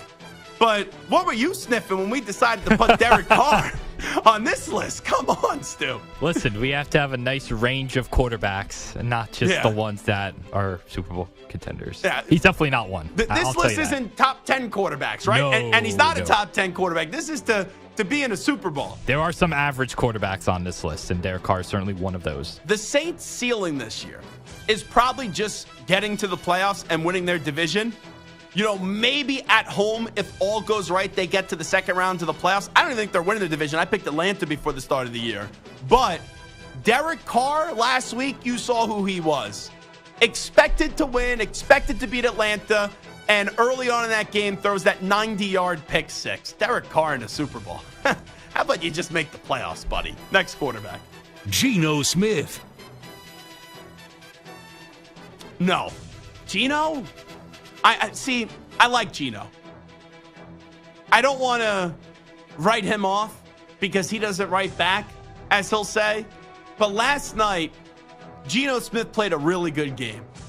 Geno Smith is like the Walmart version of Dak Prescott. I think that's the best way to say it. Like, Dak is a better quarterback than Geno Smith that has accomplished a lot more in the league. But Geno Smith, even in a good game last night, you saw it at the end of the game with opportunities to go win the game. He couldn't get the job done. And his offensive line played well last night, but in the biggest moment of the game, they couldn't block Micah Parsons. And I think Geno, it's amazing that we could even have this conversation about how far the Seahawks could go where his career was a few years ago. But Geno is the guy that he was last year. Will play really good in the regular season, has some good moments, will probably do enough to get to the playoffs. But in a game up against the 49ers in the wild card round when it was close, he'll have a fumble, he'll have an interception that will open up the floodgates for the opposition. So no, I can't see Geno Smith in a Super Bowl. Jalen Hurts. Absolutely. We saw Jalen Hurts in the Super Bowl last year. Rain, sleet, or snow, the Eagles train continues to roll. There's no doubt about it, continues to go. Jalen Hurts has a very good chance to get to a Super Bowl again and win the whole thing. And he outplayed Mahomes last year in the Super Bowl, and Mahomes ended up winning the Super Bowl MVP. Hurts is a top 3 quarterback, the 3 best quarterbacks in football. Mahomes is 1, Burrow's 2, but Burrow's hurt right now, and then it's Jalen Hurts in at number 3. Jared Goff. No. Goff has been to a Super Bowl before. And in the Super Bowl, they only put up a lousy 3 points. So I look at Jared Goff as someone who is good, someone that could compile 10, 11 wins, as he'll do so with the Detroit Lions. But when people start to buy into the concept of Jared Goff, it will be like what we just saw this past week on Thanksgiving on that Thursday, where you lose a game that you're not supposed to lose to the Green Bay Packers. Goff has limitations. Goff is one of those guys that's just a good quarterback. He'll never be great. He'll never be elite. He'll never be a guy that's a top 5 quarterback in the league, but in the right environment, he could thrive, as we've now seen with 2 different teams. Josh Allen. No, the Bills aren't even going to make the playoffs. The Bills are 6-6, and I said this on Monday. I know they're in a bye week right now. They got to go 4-1 down the stretch to just make the playoffs. Now, they do that, maybe this is a different conversation and we revisit it in 5 to 6 weeks. But we talk about the Cowboys, how they just lack that clutch gene. The same can be said with the Buffalo Bills. Now, the Bills, under this regime, has at least got to an AFC title game. They've at least got to a conference championship game. But you see in these big moments the last few years, it just doesn't happen on the defensive end or last year on the offensive end for the Buffalo Bills. Like, that offense was lost, absolutely lost up against the Bengals, and the week prior up against the Miami Dolphins. Kenny Pickett. Kenny Pickett, are we serious here? How would those small hands look on that Lombardi trophy? Kenny Pickett is not a good quarterback. Now, I know that offense finally played well last week when they got rid of Matt Canada, but if the Steelers are in the Super Bowl, it ain't because of Kenny Pickett. It's because Jaylen Warren and Najee Harris went off, and oh yeah, by the way, that defense, which is a great defense, turned into the 85 Bears. The Steelers, I think they're in on wild card weekend. I don't think you want to see the Steelers because of their defense, similarly to the Browns as well. Like, you're not going to want to see the Browns if they make the playoffs because of their defense. But ultimately, as you go on through a playoff journey, you know the offense isn't going to be good enough. Lamar Jackson. Absolutely. I feel like I'm on an island with Lamar. When Bill Polian was just being a dope right before the draft and was like, oh, he has to change positions. He has to be a wide receiver. He has to be a running back. I'm like, why? Lamar Jackson won a Heisman Trophy. There's been other Heisman Trophy winners. There's been guys that haven't been Heisman Trophy winners that had worse college careers than Lamar Jackson that still got an opportunity to be a quarterback in the NFL. And somehow, Lamar fell all the way to the 32nd pick in the draft, the last pick of the first round. Lamar Jackson comes in, plays down the stretch against the Ravens, right? Ravens fans wanted to pull him for Joe Flacco, who's probably going to be starting this weekend for the Browns. And John Harbaugh said, no, not going to do it. And Lamar Jackson, I thought that was a good experience for him. And then the next year, first year as the true starter, from the start of the season, wins unanimous MVP. Now, he's had some shortcomings in the postseason. He's only won one playoff game, and that was in that comeback up against Tennessee. Got concussed, and he threw a pick six to Teron Johnson up against the Bills in Buffalo a few years ago. The last 2 years, he hasn't been healthy. But this year, he continues to stay healthy. There's no doubt about it in my mind that Lamar Jackson has what it takes, being the leader of that team and being the face of that offense, to get to a Super Bowl and win a Super Bowl this year. I kind of compare Lamar in a little bit to Giannis Antetokounmpo, the way that we talked about Giannis a few years ago. And I know I have a good following in Milwaukee, and I love people that listen to us in the state of Wisconsin, the city of Milwaukee. And for a while, Giannis early on in his career is winning his MVPs, but didn't have the playoff success. And people are like, oh, he'll never get the job done in Milwaukee. And then he wins a championship and has a good chance to win another championship this year, now playing with Damian Lillard. Patrick Mahomes. Easiest yes of all time. That's the easiest one on this list. Any more we got? Go ahead. Russell Wilson. This is a big week for the Broncos. The Broncos, who got off to a terrible start at 1-5, and now they have won 5 in a row. People are starting to pick up steam on the Broncos with this marriage of Russell Wilson and Sean Payton. But I'm still skeptical. Like, I still raise an eyebrow when I look at the Broncos, where I go, is it just a nice little win streak, or is this the start of a successful marriage? We know Sean's not going anywhere. Russ will be back next year. Russ is playing good football right now. Don't confuse what I'm saying. But to get to an elite level, to get back to a Super Bowl level, let's see if they beat the Texans this weekend. Because I know the game's in Houston, but you have the coaching advantage and the quarterback advantage in terms of experience. Just based off experience, you should be able to beat a rookie head coach and a rookie quarterback, regardless how great the rookie head coach and the rookie quarterback are. But I'm not so convinced that the Broncos are going to do that this weekend. So, no, I can't see Russell Wilson making the Super Bowl. Trevor Lawrence. I want to say yes, but I can't. And I know Doug Peterson, his coach, is an exceptional coach and has won a Super Bowl before with the worst quarterback in Nick Foles. But I look back at the games against Kansas City and the games against the 49ers. If I'm going to trash Dak and say Dak can't win the big game, right now I got to say something similar to Trevor Lawrence in the NFL, because this Jaguars team in their 2 biggest games of the season, they scored 9 points against the Chiefs on offense and then 3 points up against the 49ers. I don't think they get to the promised land this year. Tua Tagovailoa. How did he say that? Tua Tagovailoa. Tagovailoa. Tagovailoa. Tua Tagovailoa. Tagovailoa. Sue, can you say his last name real quickly? Tua Tagovailoa. Gotcha. Carlos, you want to give it a try? Tagovailoa. What are we tugging on? Jeez Louise. No, Tua can't. As much as I am rooting for Tua, because everyone jumped off the Tua bandwagon last year, unfortunately, because of the injuries, and I had Miami win the division before the start of the year, I go back to that game against Kansas City, and that concerns me. And the Dolphins are another team. They can't beat the great teams. But up against Kansas City, back-to-back plays, third down, underthrew, it would have been a game-tying touchdown. Maybe they go for 2 and win it to Cedric Wilson Jr. The ball is 10 or 15 yards short. It was very, very short and underthrown. And the next play, he fumbles the ball. So we going through a lot of quarterbacks there. All right, 13 or 14. And I don't think there's 4 quarterbacks that could get to a Super Bowl this year. Lamar Jackson and Patrick Mahomes in the AFC, and in the NFC, rock out with your Brock out, looking Purdy awesome with Brock Purdy, and then also Jalen Hurts.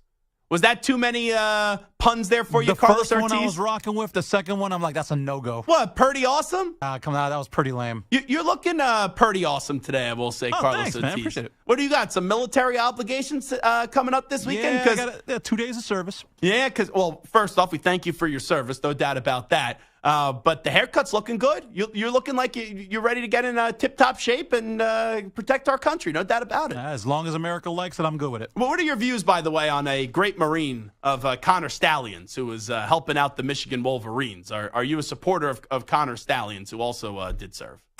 Good Marines don't get caught. Look at that military inside info right there. All right, I don't want to get Carlos in any more trouble. The last thing I want on a Friday is like, hello, this is General, and it's not General Booty. Zach Gelb, you're talking about, our Marines way too much on the radio. We got to keep everything pretty quiet. We'll take a break. We'll come on back. We'll update you some of the biggest stories in the world of sports with some audio. With the news brief, it is the Zach Gelb Show on CBS Sports Radio. You're in a 5-minute break.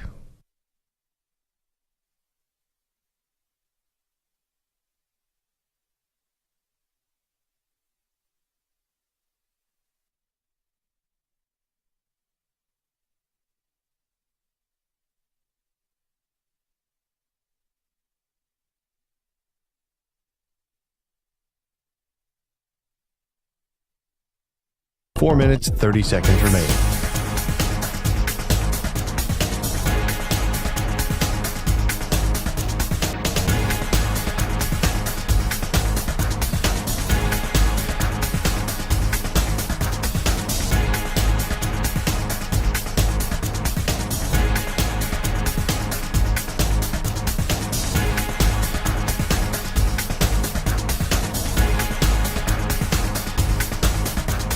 Four minutes remaining.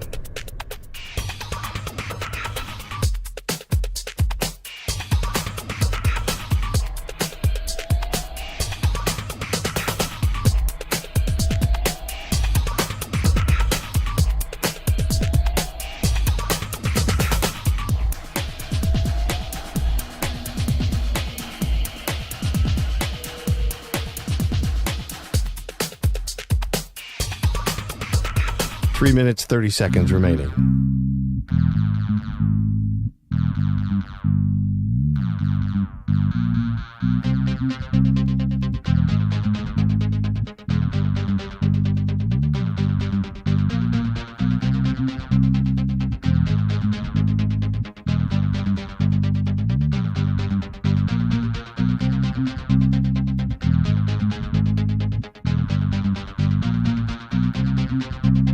Three minutes remaining.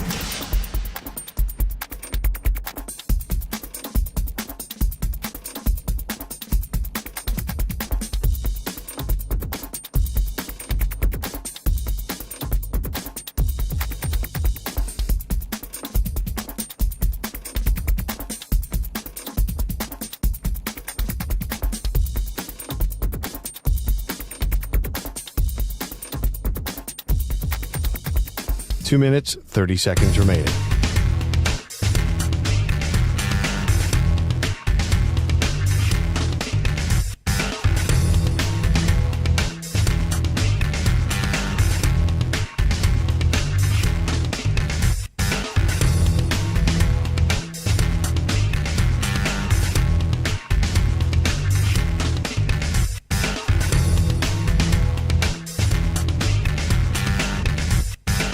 Two minutes remaining.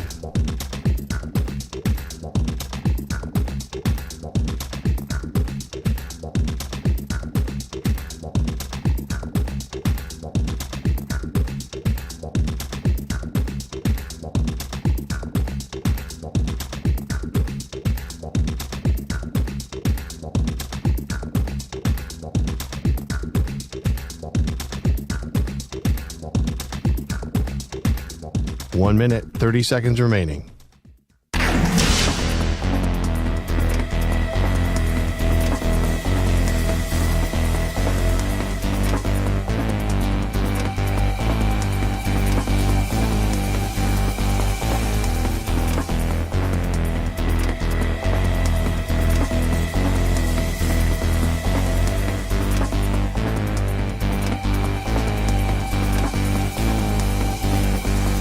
One minute remaining.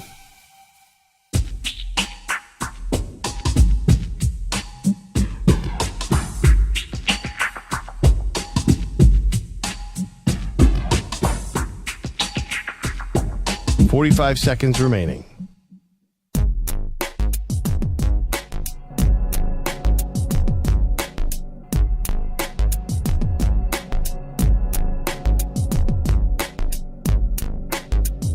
.30 seconds remaining.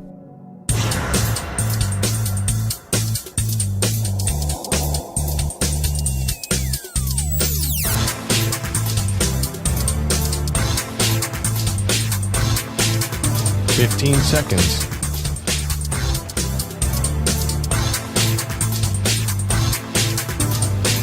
Break ends in 5 seconds.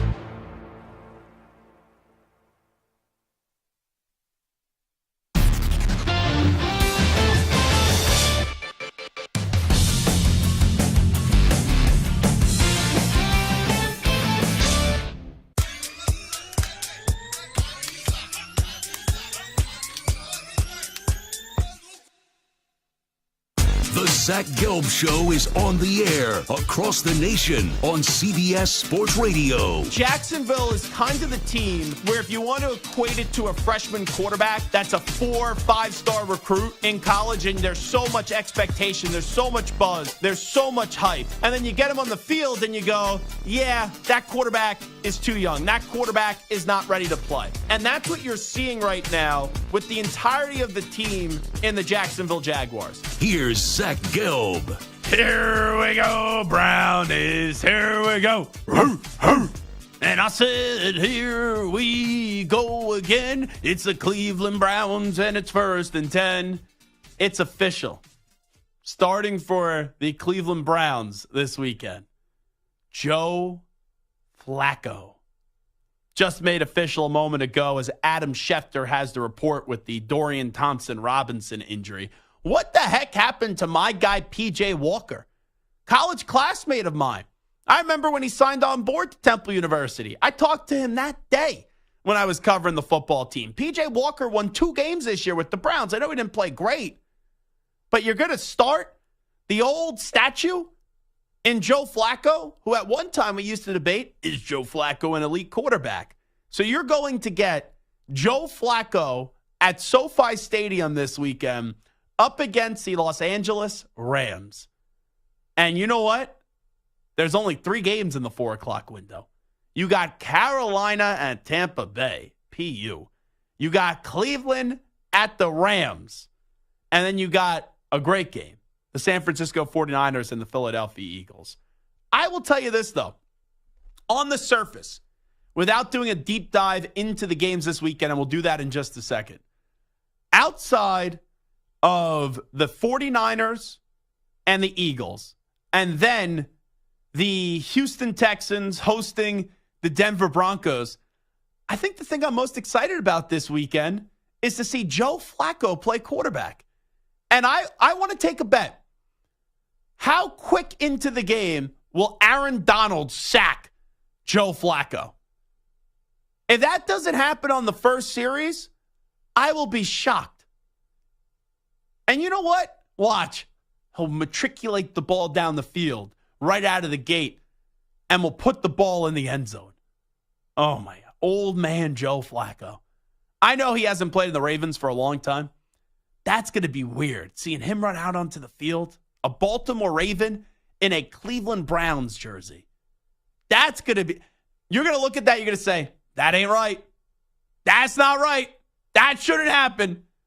It's amazing that this guy is still in the league, Joe Flacco. I know that he played sparingly last year with the Jets, if you even want to say that he played for the New York Jets. I think he was in Philadelphia too. You know, let's do a little trivia here real quickly before we get to a news brief. Joe Flacco, drafted out of Delaware. Joe Flacco won a Super Bowl and a Super Bowl MVP with the Baltimore Ravens. Stu, how many teams do you think you could name that Joe Flacco played for when his career wrapped up with the Baltimore Ravens? There are 1, 2, 3, 4 teams. And I think I already gave away 2 of them in this conversation. Let's put Stu and Carlos. We could do kind of a joint effort here. And I'm going to be the cameraman because I think we're all out of sync on the stream. And I think I just moved into the right space. So you're welcome. I'm doing it all here at CBS Sports Radio. Stu, after the Ravens, how many teams did Joe Flacco play for? Let's see how many you can name. She said there was 4. I know he played for the Broncos. That would be correct. I know he played for the Jets. That would be correct. Now the Browns. Yep.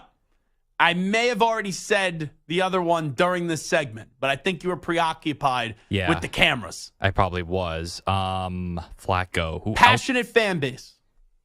Oh, don't give it away, Carlos. He gave it away. Oh, Yeah. you know what? I would not have gotten that. I actually Carlos forgot is the that. guy that you invite him to the surprise party. It's the Philadelphia Eagles. And like 30 minutes before the surprise party, Carlos texts the person that's getting surprised saying, hey, what are you up to? When the person thinks there's a surprise party coming. You just ruined the surprise, Carlos. I couldn't let my guy hang. I couldn't hang him out to dry. What would have happened if you didn't guess it? It was one team. He got 3 out of 4. Well, I mean, if you want to be technical, he hasn't played for the Browns yet. Well, that, and he went back to the Jets. Remember, yes, the Eagles traded him. That's right. That was a trick question. They traded him back to the Jets. You were not wrong about that, but we were just asking for the teams. Man, Carlos. I used to think like about Carlos Ortiz like all the way up here. And then after that, I got to knock you down a few pegs. If 30 seconds of radio did that, then you never really thought that highly of me to begin with. That's a good point. All right, let's update you some of the biggest stories in the world of sports with some audio. We get to a news brief.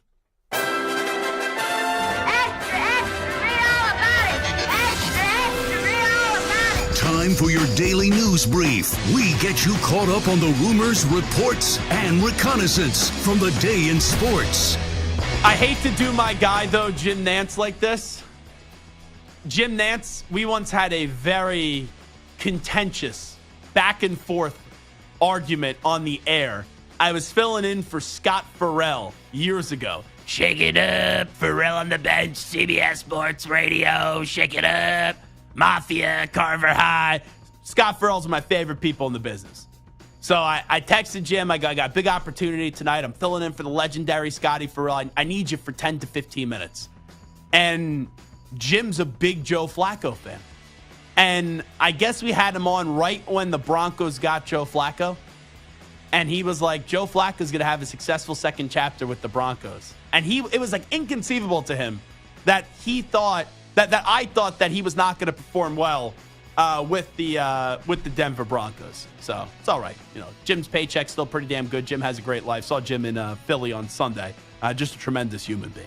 But let's go to Dak Prescott on the Cowboys' performance last night in a win. Showing resiliency, not getting down on ourselves. Obviously, you know, you love to just be up and roll like as we've been rolling at teams here at home. And then even last week, I guess, right, it was close and closer than close for majority of the game, and then boom, we blew it open, right? And so understanding that wasn't going to happen in this game, late in the game, that we've got to make plays. We've got to make plays to give ourselves a chance to win. But guys kept saying it on the sideline, expect to win, expect to win. And when you do that, you have those expectations. You're going to find a way to win. Simple as that. And coaches did a great job of relaying that message. Players believed it. Players did a good job of saying that message over and over, and we went and found a way to win. Let's hear one more from Dak Prescott, how he's handling being praised for his strong play. I understand nobody's opinion defines me, and that's the great part about life, and that's the great opportunity that we all have, that people can say whatever they want. But you know, I have the pen, I have the paper, and I'm the one writing. So because I'm playing as well as I am now, doesn't mean that I'm going to stop, doesn't mean I'm going to listen to them now. Appreciate them. But I don't care about their opinions right now any more than I did when they said that, you know, when they're calling for my spot. You know who Dak Prescott is? Dak Prescott is a young Zach Gelb. I'll never forget this. In middle school, I once took a test, and I completed the test as quick as anybody has ever completed a test. And every answer on the front side of the test was correct. But I forgot to turn the test over, and I handed it in to the teacher, left, enjoyed my weekend. I'm out. Mrs. Anderson, I remember her. Very nice lady. And the test comes back, and I feel pretty good, and I failed. And I'm like, how did I fail? I felt really good. And I looked at the back end of the paper. It said, turn it over, blank. That's Dak Prescott.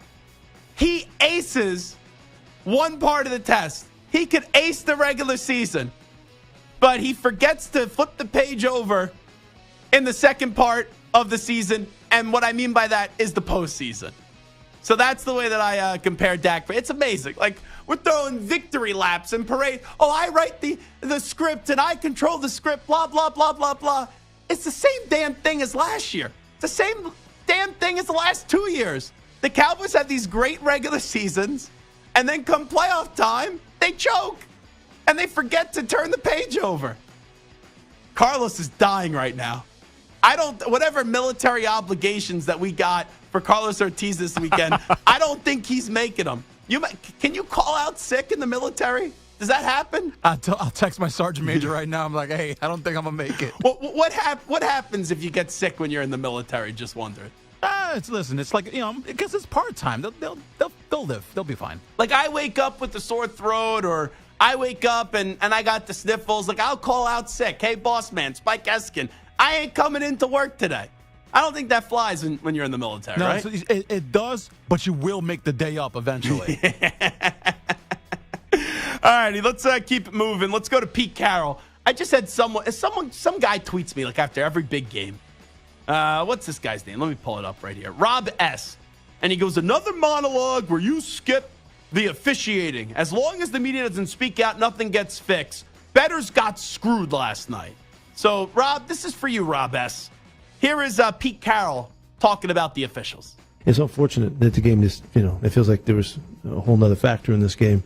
I don't know. You guys saw a lot better than I did, but there's just way too many penalties in this game. And we got that for both sides. We got to get out of that kind of football.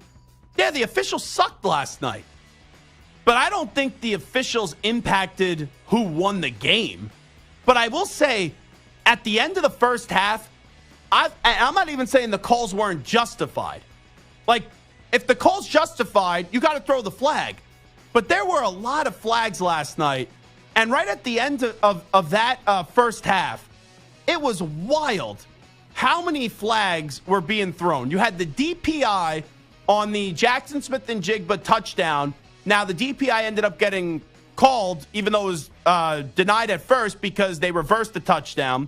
Then there was a timeout that occurred, which prevented what would have been a touchdown. And then when the Cowboys actually scored a touchdown, or Seattle scored a touchdown, Dallas was lined up offsides. So what a wild sequence that was, where still Dallas allowed a touchdown. But there were so many flags in that game last night. But ultimately, the team that won the game deserved to win the game. And, yeah, the officiating wasn't great. The officiating, there was a ton of yellow hankies on the field. But if there's actual sloppy play and there's infractions being called, you just can't not throw the flag. Let's go to Nick Sirianni. When talking about the Eagles-49ers game, he says, this isn't last year, it's a brand-new ball game. This is this is 2023, right? And it's not 2022. Very similar to what we responded with the Chiefs stuff, like going into the Chiefs game, right? There's different players on this team. There's different players on their team. Shoot, one of our better players from last year is on their team, right? And so, this is about the 2023 Eagles versus the 2023 Niners. Both teams are doing well. It's going to be a heck of a battle. And here's Brock Purdy saying he doesn't want to get too caught up in the trash talk. I have to be prepared to play football, make the right decisions consistently, handle the operation of the offense. So that's where my mind has to be, not all the other stuff. So I obviously don't get caught up in it. But I think, for Debo or, guys that have played the game for a while to have fun with it, like they can do them. And I laugh about it when I hear it. So, but I have a job that I have to do, and that's just how I handle it. Wait, Debo having fun? What fun did Debo have? I pressed him over the summer, and he said, Ashley, please, hang up the phone, Ashley. I got to get off this madman show, Zach Gelb. Debo can't have fun. Give me a break. Carlos, real quickly, just give me the team. Who wins this weekend in South Philadelphia, 49ers or Eagles? Niners. Stu, who wins, 49ers or Eagles? Eagles. Ackman, who wins? Eagles. I think the 49ers actually going to win. I think a lot of people are going to be surprised by that. I think the Niners win in the regular season, but come playoff time, when they go back to Philadelphia, I think the Eagles win the NFC title game. Let's hear Derek Carr. He's learned not to freak out with the results in the NFL. I see us getting better. I was in the same building for 9 years, and I can promise you at the beginning I was answering the same questions.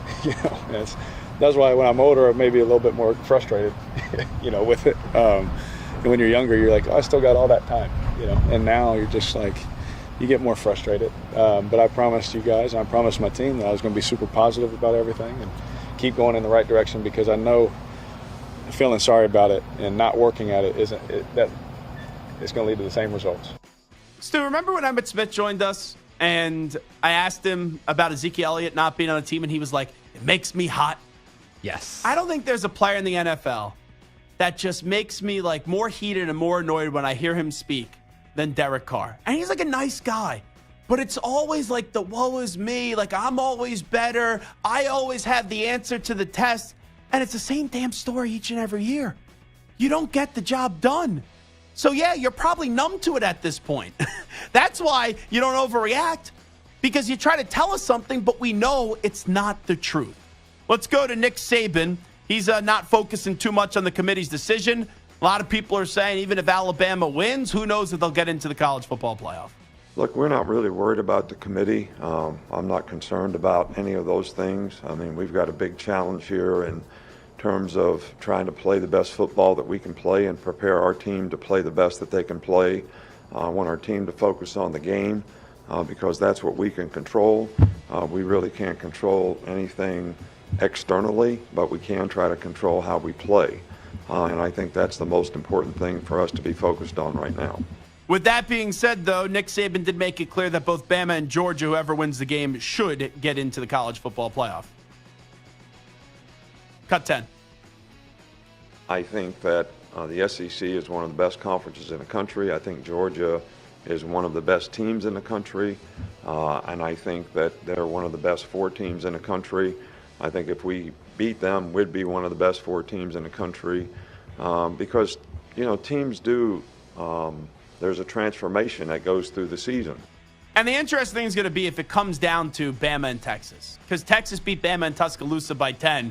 I said this earlier in the week. I'll say it again. I don't think there's a chance that the committee is leaving out a one-loss Alabama as an SEC champion. And finally, Dan Lanning coaches against Kalen DeBoer tonight, Oregon and Washington. Dan Lanning joined us yesterday, and I asked him about his receiver, Troy Franklin, who got snubbed for the Blitnikoff Award, being a semifinalist. I saw the finalists for the Blitnikoff Award did come out. Troy Franklin wasn't on it. Has 77 receptions this year, nearly 1,400 yards receiving and 14 touchdowns.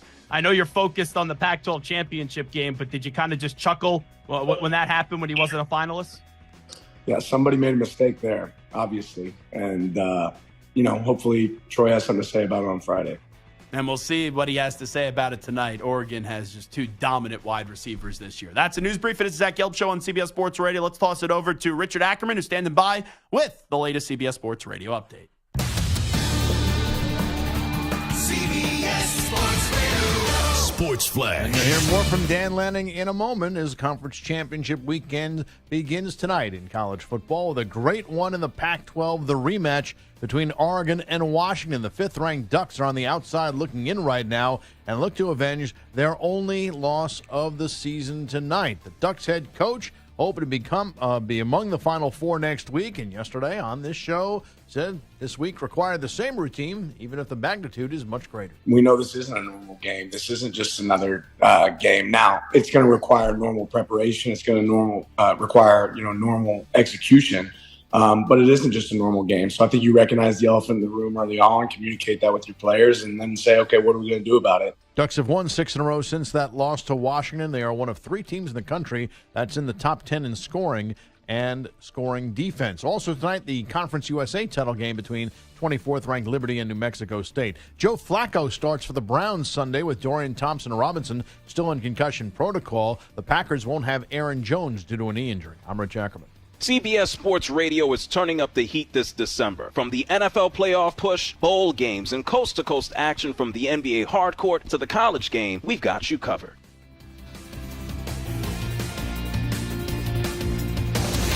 CBS Sports Radio.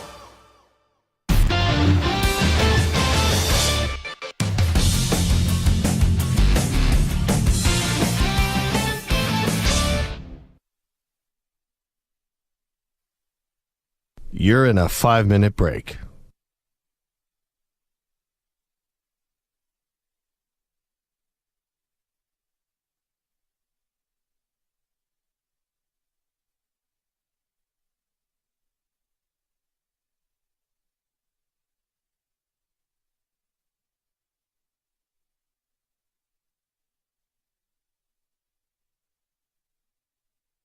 Four minutes, 30 seconds remaining.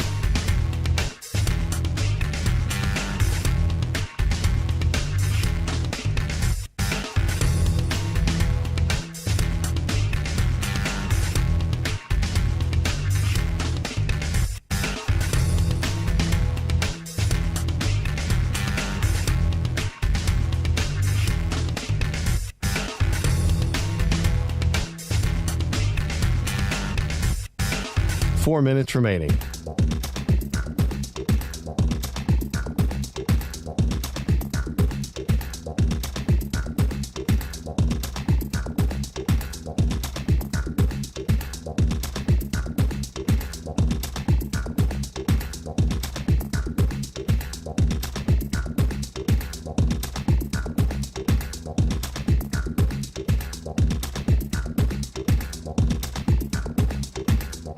Three minutes, 30 seconds remaining.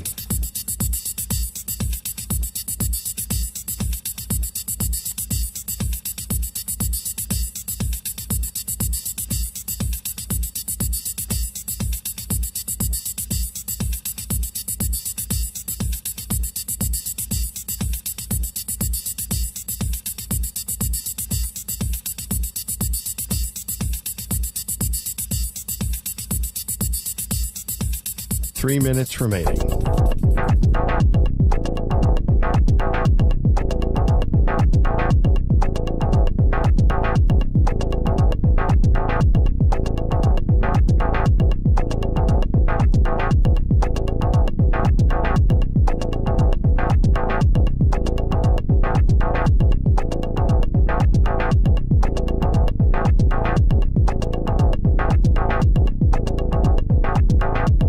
Two minutes, 30 seconds remaining.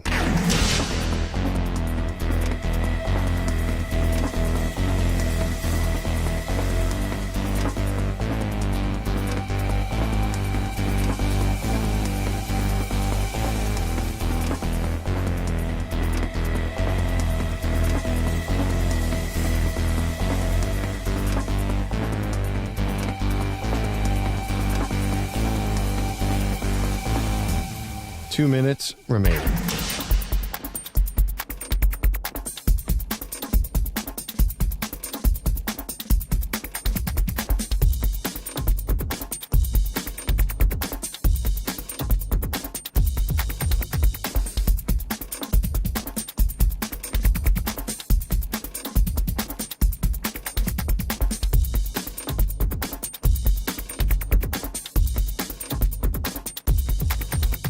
One minute, 30 seconds remaining.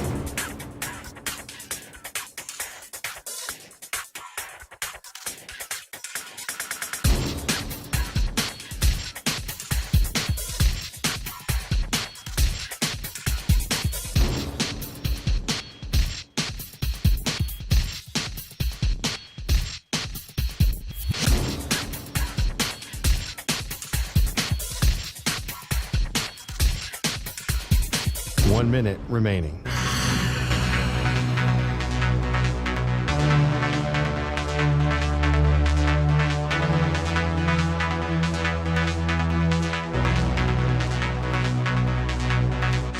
Forty-five seconds remaining.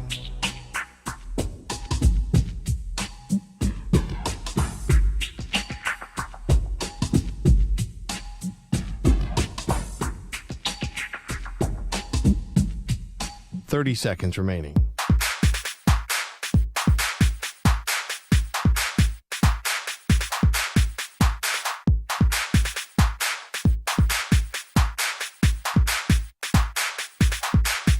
Fifteen seconds.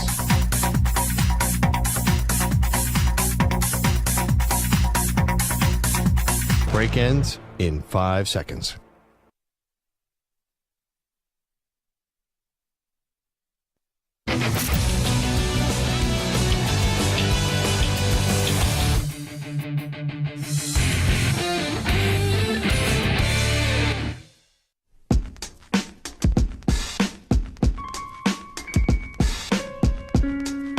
He's live. He's nationwide on CBS Sports Radio. Maybe the team I've been most impressed with this year in the NFL. It's the Baltimore Ravens. Going into the year, I thought the Ravens' apex would just be making the playoffs. But in 2 of the last 3 weeks, we've seen the Ravens go up against a very good Lions team and a very good Seahawks team. And neither of those games were close. And you have Lamar, who is dominant. They plug and play whoever they want at the running back position. That Ravens team is definitely a Super Bowl contender. This is the Zach Gelb Show.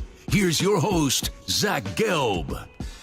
That's right. It is the Zach Gelb Show on CBS Sports Radio. You can stream the NFL on Westwood One for free, sponsored by AutoZone. All season long, you can listen to every Westwood One broadcast of the NFL live on the NFL app by asking Alexa to open Westwood One Sports, or on the Odyssey app. Get in the zone, AutoZone. AutoZone's free battery testing and charging is available for free at your local AutoZone. Get in the zone, AutoZone. Restrictions apply. So I said in the last segment, I do like the 49ers to defeat the Eagles this weekend. I'm going to go with the final score of 27-24 in favor of the 49ers, but that does come with a caveat.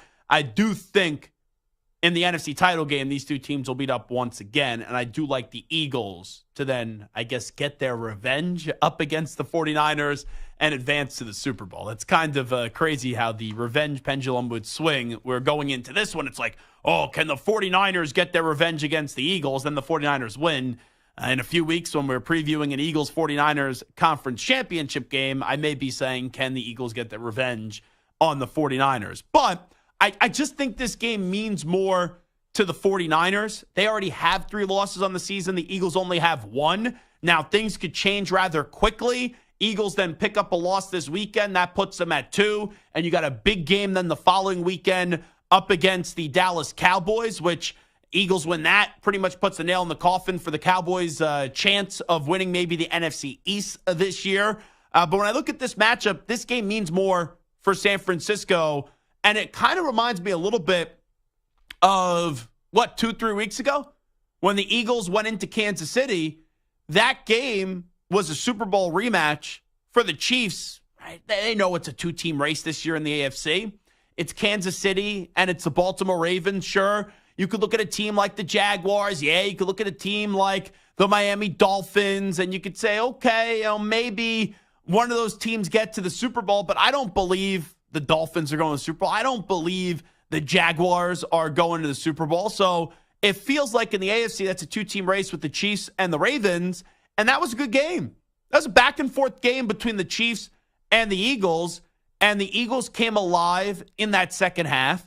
The Eagles came alive in that fourth quarter, and you even saw the raw emotion from Nick Sirianni after the game, where Nick Sirianni was basically acting like how we would as fans when he's running off the field and he's going nuts and he's screaming, I can't hear you now, Kansas City fans. I can't hear you now. And Sirianni, if there's ever been a coach that represents the fan, it's Nick Sirianni. There's a lot of times I hear him speak, and this is not taking away anything from his football ability. The guy is a marvelous football coach, but he does feed into the Philadelphia fandom. He does feed into kind of sucking up to the fan base a little bit. But, imagine how embarrassing this would be for the 49ers. And I would actually like to see it happen where the 49ers, with all the trash talking they did this offseason, and even with Debo leading into this one, it would almost be kind of poetic justice if you do have the Eagles win this weekend. But the 49ers lose this game this weekend, what are they going to say? Yeah, I know you may see them again. Like I told you, my prediction is I think the 49ers win 27-24, but then they don't win when it matters when you have an NFC title rematch. But all the 49ers did this offseason was say, we have our quarterback, we would have beat them. And it never annoyed me when the 49ers would say, whether it was Ayuk or whether it was Debo Samuel, that they would have won the game. Like, you're a player on the 49ers, you shouldn't say, oh, yeah, we would have lost the game. You shouldn't say that. But with Debo, it was, oh, James Bradbury's trash, which annoyed me. And then we would have beat them by 20-something points. The Eagles didn't get blown out once last year. So how could you say against another good team, you would have blown them out if your quarterback didn't get knocked out? Win the game? All right, fine. I could live with that. I could give you that. But that's why I was so irate. And I did not like, and I was really perturbed by the comments of Debo Samuel. And a lot of times in sports with rivalries, we say like games of rivalries, you say there's hatred. Ohio State, Michigan, right, there's hatred. But even Jim Harbaugh after the game, I know he wasn't coaching on Saturday, he said a lot of it gets played up for the cameras. Like a lot of that gets played up by the TV crews. Don't get me wrong, it is Michigan, Ohio State, but it's made out a little bit bigger than what it actually is. But in this game, the fan base for the Eagles is going to be going crazy. The 49ers have been crying all off season long, and we get to put this damn ball down on the field. And this game means more to the 49ers. And it's also a big statement for Brock Purdy, because I hate to just dumb this game down to one person, but the 49ers did this. They said all off season long, Brock's healthy, they beat the Eagles. And not only beat the Eagles, annihilate the Eagles. So right there in that line of thinking, there is a lack of respect that the 49ers have for a great team in Philadelphia. And that lack of respect, even though it's not Brock saying it, gets thrown back to Brock, where we get to see this weekend up against the best team in football. Brock Purdy with all the weapons, does he get the job done? And was the difference last year in the NFC title game, the quarterback getting knocked out? And I can't wait to see how this unfolds on Sunday. Very much so looking forward to this one. All right, it is Zach Gelb Show on CBS Sports Radio. We will take a break.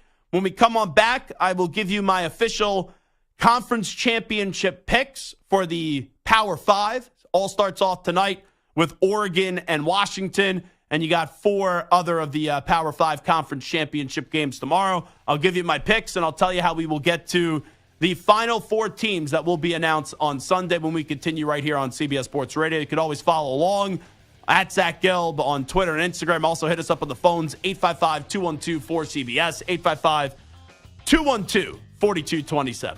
Back in 5. Zach Gelb Show, CBS Sports Radio.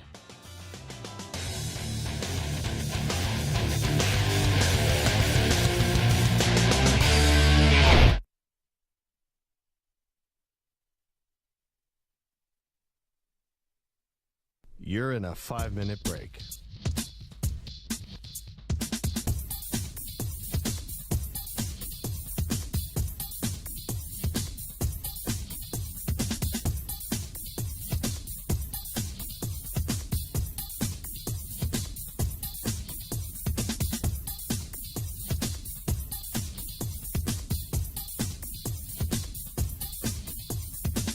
Four minutes, 30 seconds remaining.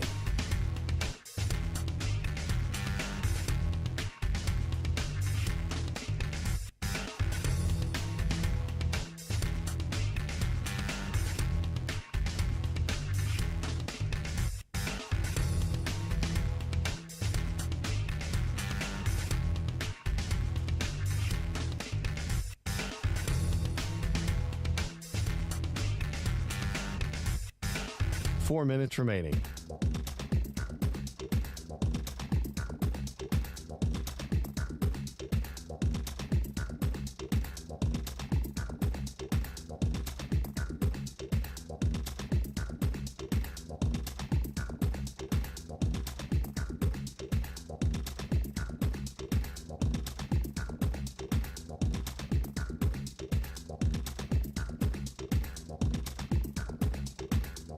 Three minutes, 30 seconds remaining.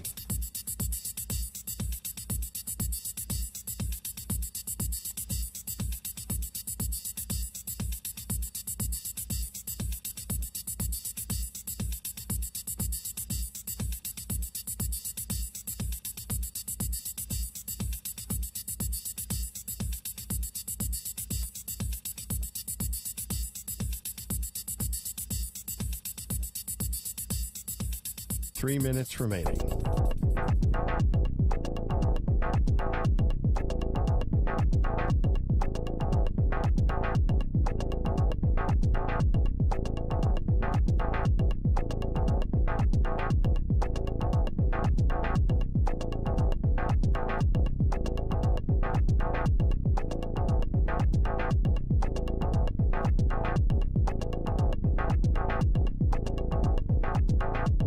Two minutes, 30 seconds remaining.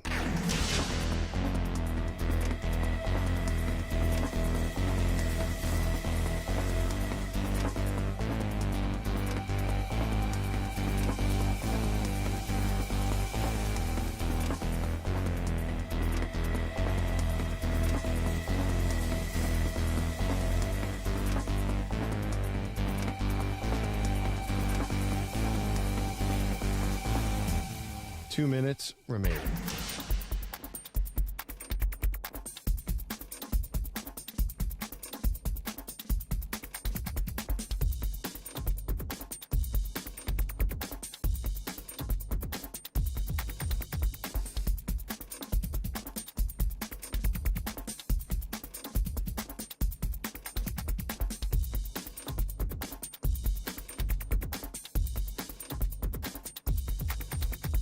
1 minute, 30 seconds remaining.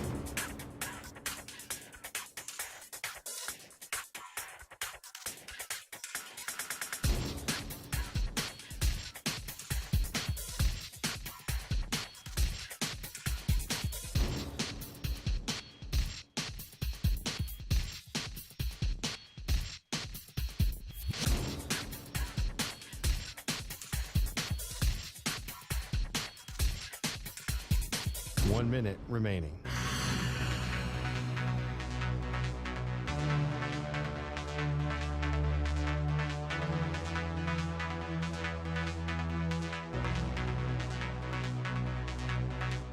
Forty-five seconds remaining.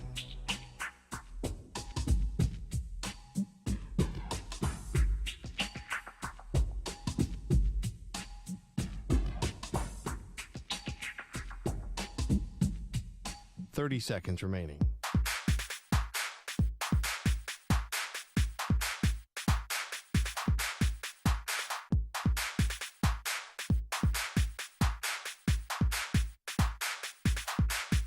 Fifteen seconds.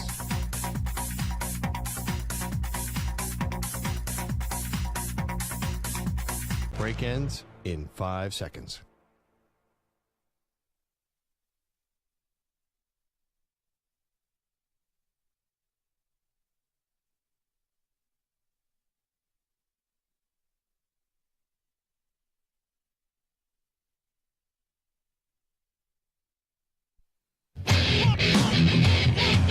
He's live. He's nationwide on CBS Sports Radio. This is the Zach Gelb Show.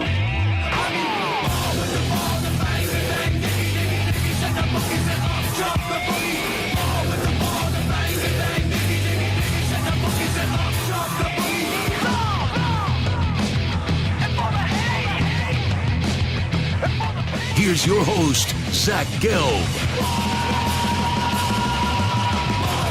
All righty, rocking and rolling. It is the Zach Gelb Show, coast to coast on CBS Sports Radio, hour number 3 of our radio program on this big football Friday.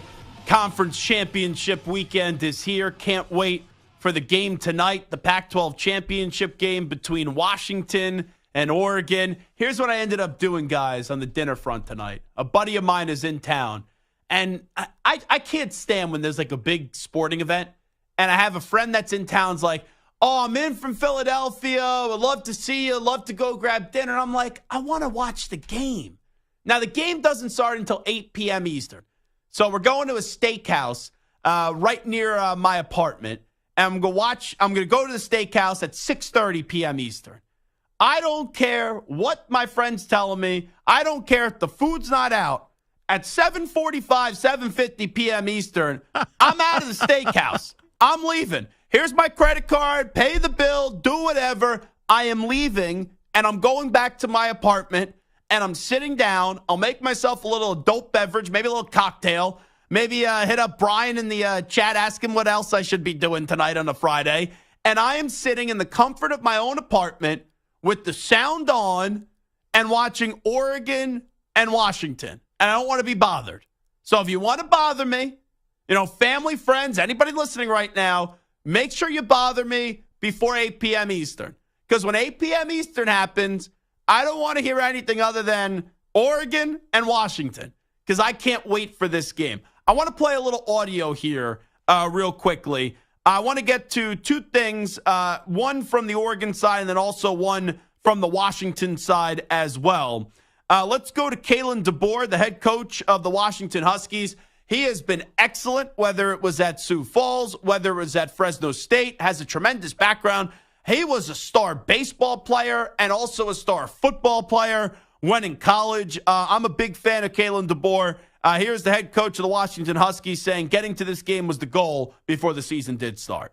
This is what we work for, since January 3rd when we had our first team meeting. Guys deciding to come back, and it was to win a championship. You don't talk a lot about it once you get into the season because you're focused on the next game. The next game's the most important, and now we get to focus on the next game, and that next game's the championship game that we've had our sights set on since day one.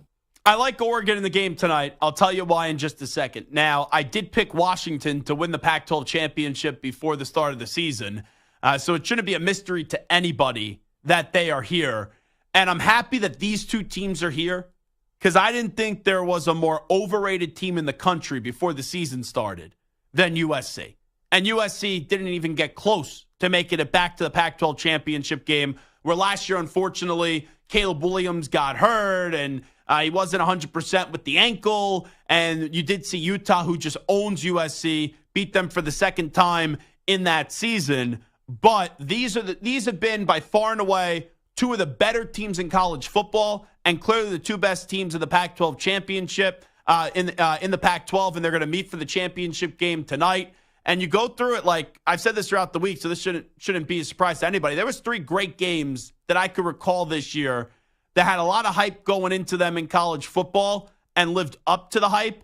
This was definitely one of them. I have not seen a better game in college football this season than Washington going up against Oregon. You also had that Red River game between Texas and Oklahoma, where we all thought we were going to see a rematch, similar here to the Pac-12 championship game in the Big 12, but Oklahoma did not take care of business, even though they won that day up against Texas to get back in the Big 12 championship game. And you'll see Texas and Oklahoma State instead. And then the other biggest game of the year was Michigan and Ohio State, which was a good one last week in Ann Arbor. Let's hear from Dan Lanning, who joined us on the show yesterday. Here was my part of the conversation with him, talking about his relationship with Bo Nix.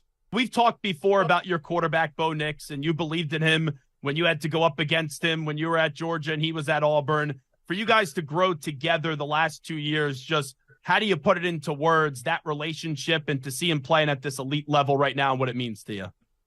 I can't put it into words. I can certainly attempt to, but I can't. I feel like I have another guy that I'm coaching with. I have somebody that I'm really proud of to see their growth in the moments of adversity, but also just their energy and enthusiasm to get better every single day. It makes me want to be better every day. You talk about the Heisman that's coming up, and it's supposed to be for the best player in college football. It's hard for me to imagine anybody being better than Bo Nix and how much he's grown, how much he's improved. He's thrown for more yards than anybody else in college football. This guy's thrown 2 interceptions, and one of those bounced off a wide receiver's chest. So he's playing at a really high level. He operates our offense extremely well. I'm talking about gets us in and out of plays. But to see him, see the fruits of his labor and how hard he works, I'm really proud of him. It's kind of crazy what I'm about to say, but I do think it's true. I don't know if there's been a more dominant team in the country this year than Oregon. And Oregon lost to Washington. I fully get that. And you have 4 undefeated teams remaining here going into conference championship weekend, with Georgia being undefeated, with Michigan being undefeated, Washington who beat Oregon being undefeated. And then you also have Florida State, and we'll see if Rodemaker is going to be able to play. As I was watching that game last week, he got hurt, then he came back, and then there's some thought that maybe he's still dealing with the concussion. So I don't know if Florida State's going to be down to their third-string quarterback. But you go through the Oregon schedule this year. They beat Portland State 81-7. They beat Texas Tech, who had high expectations going into the season, 38-30. They beat Hawaii 55-10. They dismantled Colorado 42-6. They dismantled Stanford 42-6 as well. You lose to Washington by 3. Your kicker misses that field goal at the end of the game, would have put it into overtime. You beat Washington State 38-24. Going into Utah, Kyle Whittingham, one of the more respected coaches in the country, that was my favorite bet of the season this year in college football. The spread was 6.5. I hammered the Ducks that day.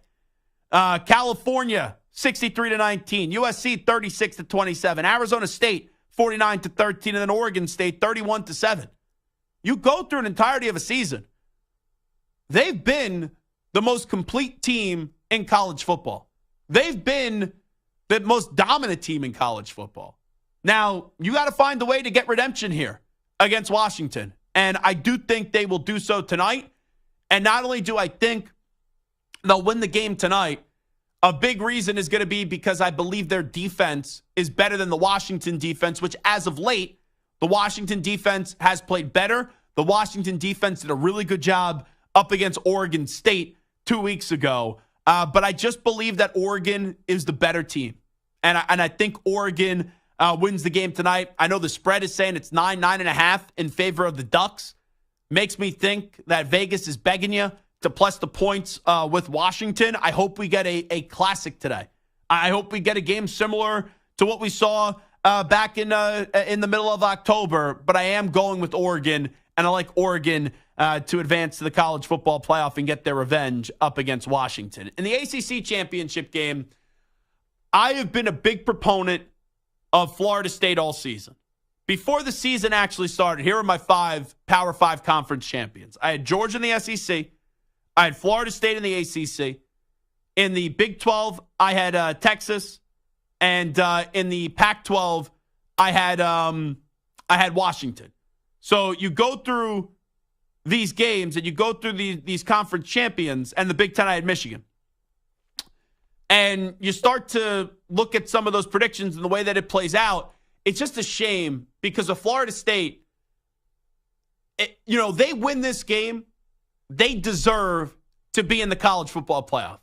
You can't go undefeated in the ACC and not get into the college football playoff. But that Jordan Travis injury, it's just so devastating because you want to talk about one of the more likable players in the country, one of the more professional players in the country, one of the toughest players in the country. Jordan Travis embodies all those characteristics and all those definitions. And it's just such a shame that 3 weeks ago, even when surviving some injuries this year, like his arm, his shoulder, but when his leg gets torn up on the field, it just felt like the Florida State season went out the window because he's their leader. And the last 2 weeks, they've been close, but they still won. I don't know. You're going up against Louisville. Louisville just lost to Kentucky. They now have 2 losses on the season. It makes people jump off what Jeff Brom and Louisville have done this year. Now you don't even know if Tate's going to play, the backup quarterback, because he got hurt last week, then came back. But now there's some rumors that maybe he did suffer a concussion. There's always something that is funky that happens this weekend. And I think the last 2 weeks with Florida State surviving, people, I don't want to say got back in on Florida State, but thought that they would get to the finish line and be undefeated, going into the playoff. I think Florida State goes down tomorrow. I like Louisville to win because it just wouldn't make any sense. I'm not saying Louisville's a bad team. They only have 2 losses. But to lose last week to Kentucky, and everyone's out, the ACC championship game, Florida State will find a way to get in. And then people say, but they're not one of the 4 best teams in the country. I think Florida State does the committee a favor this weekend. And they lose the game, even though I love Norvell. I love Jared Verse. When Jordan Travis was playing, one of my favorite players in the country. But I do think Louisville wins the ACC championship. So 2 games right there that before the season I said Florida State, ACC champ, and I had Washington as a Pac-12 champ. Through 2 predictions in, I have reversed what I said before the start of the year. We're now going into the weekend and the day today with Oregon going up against Washington in a few hours. I like Oregon to win the Pac-12, and I like Louisville to win the ACC. Getting to the Big 12 championship game. I was reading this story during the break. There's some dopey fraternity at Oklahoma State that they killed a Longhorn, allegedly. And Oklahoma State had to investigate that fraternity today because, that really shows, you're getting behind your school in Oklahoma State and killing a Longhorn. Like, what a bunch of dopey college students. Like, I was in a fraternity in college. Like, everyone does dumb things when you're in a fraternity. When I was in college and Temple was playing a school with the mascot that had an animal, I never said, let's go kill the animal. Like, go drink, go have your fun, go get ready for the game, get belligerent, all that stuff. But there's no need to kill a Longhorn. Just absolutely stupid. I think that game will be closer than what people think. I think the spread's up to 15.5. I would plus the 15.5 points, but I don't think Texas is losing. I think Texas will win the Big 12 championship game tomorrow. 2 more. Big 10, do we even need to do any analysis on this? The question just is, are there going to be more points for Michigan or are there going to be more punts for Iowa? That's the only question that I have in this game. I don't think Iowa's going to punt the ball, though, 34 times. I think Michigan's going to win this game. I think Michigan's going to win by a final score of, let's say, 34-3. That's what I'm going to go with.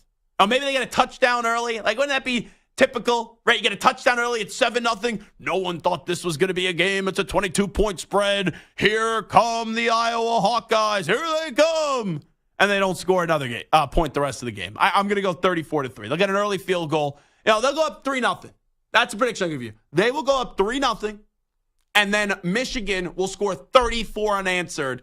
And that fraud of a commissioner, Tony Petitti, is going to have to walk over to Jim Harbaugh when Jim Harbaugh's in his khakis, his glasses, and his Michigan hat, and everyone's going to be saying, "Boo! Tony, you suck, you fraud, you loser, you coward of a commissioner." And Tony Petitti is going to probably sound like Rob Manfred at that podium because he's learned from Rob Manfred. He won't be able to basically make a coherent sentence, and you won't be able to understand anything that he's going to say. And he will, in a very weird way, give like a very soft handshake, like a limp handshake a little bit to one Jim Harbaugh, hand him the trophy, and then run off the podium and probably cry himself to sleep. So I'm taking Michigan to win the game. And then finally, the SEC championship game. I hate picking against Saban in a big game. I hate it. And I love what Saban has done this year with Jalen Milroe. And when you go back to that USF game, I didn't think Nick Saban actually wanted to bench Jalen Milroe. But I think he allowed, for the first time in his career at Alabama, the outside noise to get to him. And they bench Milroe for that UCF game. Then the next week, he's back to being the starting quarterback. Milroe, even though they almost lost it last week, and then on 4th and goal at the 31, he throws a touchdown, and one of the craziest plays that you'll ever see. Milroe has improved big time. And I don't know how great of an arm he has, but running the football, Jalen Milroe has been a stud. And this is a big game here for Carson Beck, where Carson Beck has played well, but that Georgia schedule, extremely soft this year. We said it all throughout the year, right? Death taxes, Georgia's going to be undefeated in the SEC championship game. And here we are. This is a big moment against a great defense that Alabama has for Carson Beck. Bama, at times this year, has played with fire, right? They lose to Texas in week 2, where Texas come to Tuscaloosa, and they beat them by 10 points. Against Tennessee, that game looked like the Alabama season was over, get ready to pull the plug out, and rest in peace, Alabama. And in the third quarter, at the end of the third quarter, Alabama's up. Last week, you're going to lose to Auburn in the Iron Bowl when you already had the SEC championship game set and you have a legit chance to make the playoffs? I just have a feeling, and this is the one game where when I say the team that I'm picking, I just don't feel confident about it because of who that guy is on the other sideline for the Crimson Tide. But I am taking Georgia in this one. So that would set up my 4 teams. It would be Georgia would be 1, Michigan would be 2, Oregon would be 3, and then Texas would be 4. So that would set up Georgia and Texas in a few weeks, and it would set up Michigan and Oregon. Those are my 4 teams for the college football playoff, and that's how I see conference championship weekend playing on out. It is the Zach Gelb Show on CBS Sports Radio. We'll take a break. We go from college picks to NFL picks. We'll do these, though, up against the spread when we continue in 5 minutes on CBS Sports Radio. You're in a 5-minute break.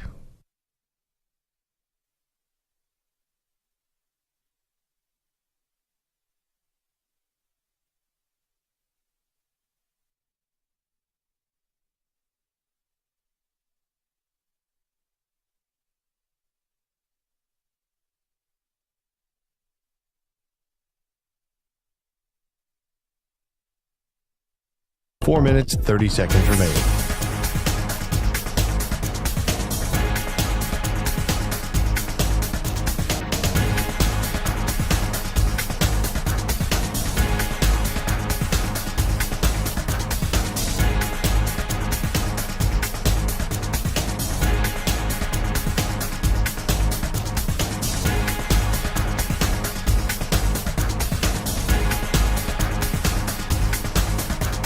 Four minutes remaining.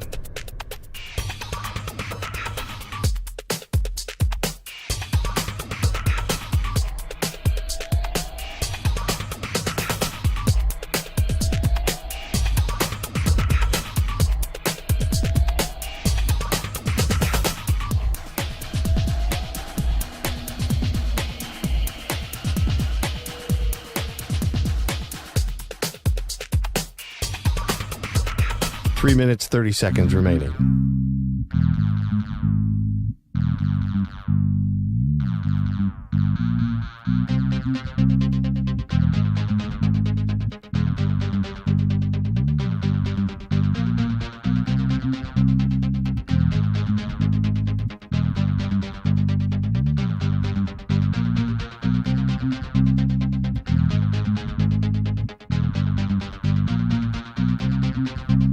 Three minutes remaining.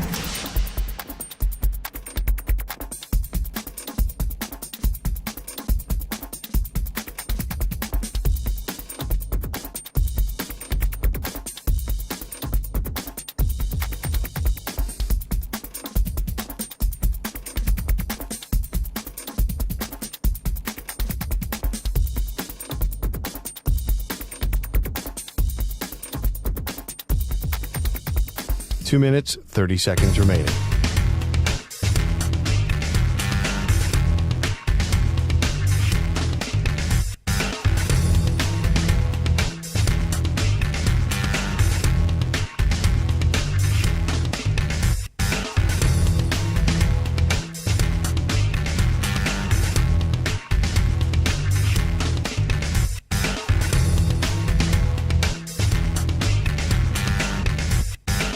Two minutes remaining.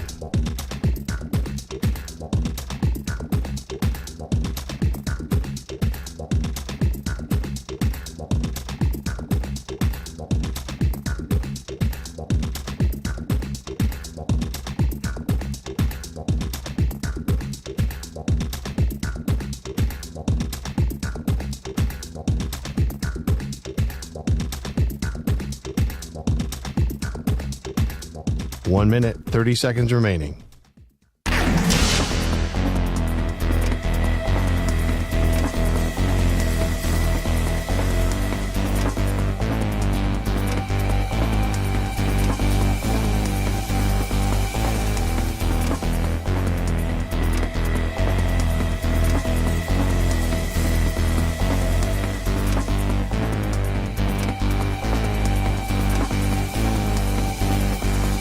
One minute remaining.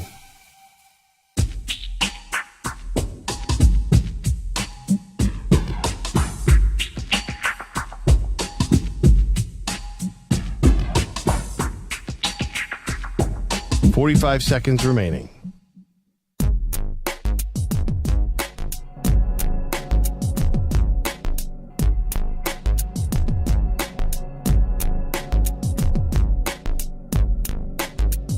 .30 seconds remaining.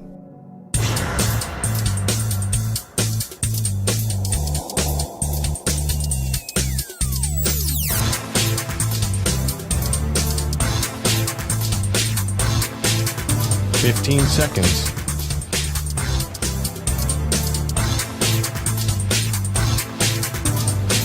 Break ends in 5 seconds.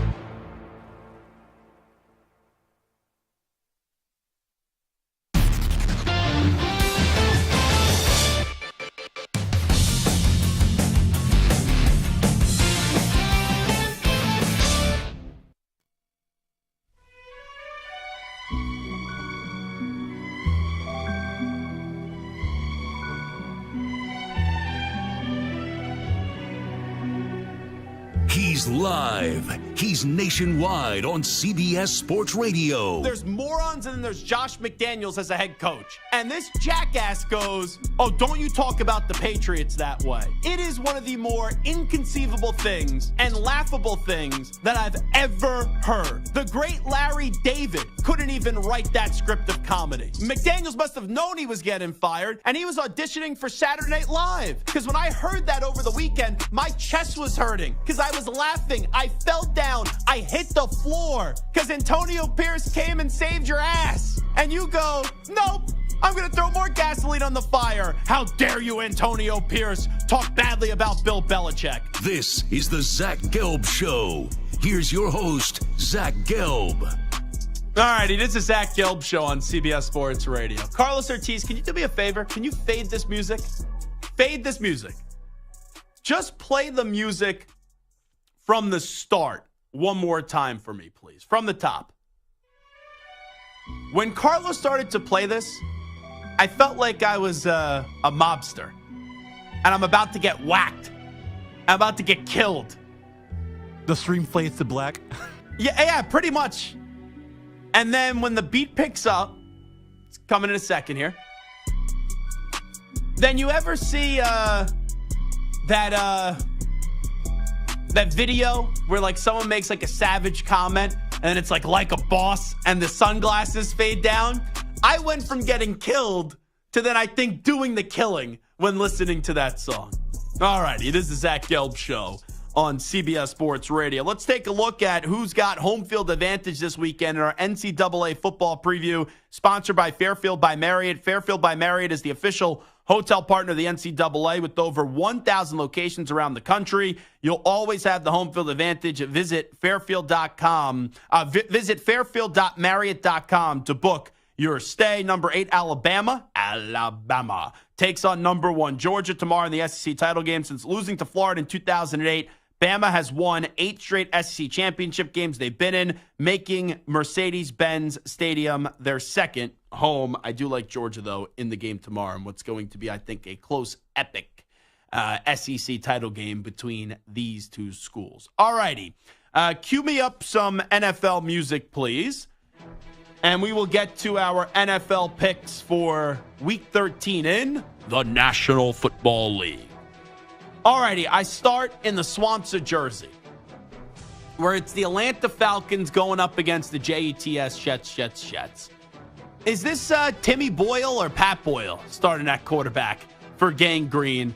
I don't think it matters, but the Jets have a really good defense. Not a great defense, but a really good defense. I think the defense would be a great defense if they just had a competent quarterback. I look at Atlanta, even though they're 5-6, new defensive play call, new defensive coordinator, they have a better defense this season. On the offensive side of the ball, I get scared by Atlanta because I don't think Arthur Smith has been putting this team in the best position this year. And I could see a situation unfolding on Sunday where Bijan Robinson and Tyler Algier are kept in check, and then Arthur Smith's going to kind of get off to this game and love the fact that Desmond Ridder could go win it for him, because he's been asking through most of the season Desmond Ridder to be more than just a game manager, which he should only be a game manager. Ultimately, though, with how many mistakes I could potentially see Desmond Ridder making, he can't make more mistakes than whoever the Jets have at quarterback. I don't care if it's Trevor Siemian. I don't care if it's Tim Boyle, Pat Boyle, Tim Boyle, Pat Boyle, or if somehow, some way they go back to Zach Wilson. I like the Falcons this week. Falcons are a 2-point favorite. Give me the Falcons laying 2 points in the swamps of Jersey. They'll get to 6-6. That is pick number 1. Pick number 2. I think this is good value here. The Kansas City Chiefs are coming off a win up against the Raiders where they played a poor first half and then they came alive in the second half. The Chiefs' offense has not been clicking to the way that they usually do fire in the last few years when they were winning Lombardi trophies. They still got a chance to clearly win a Lombardi trophy this year.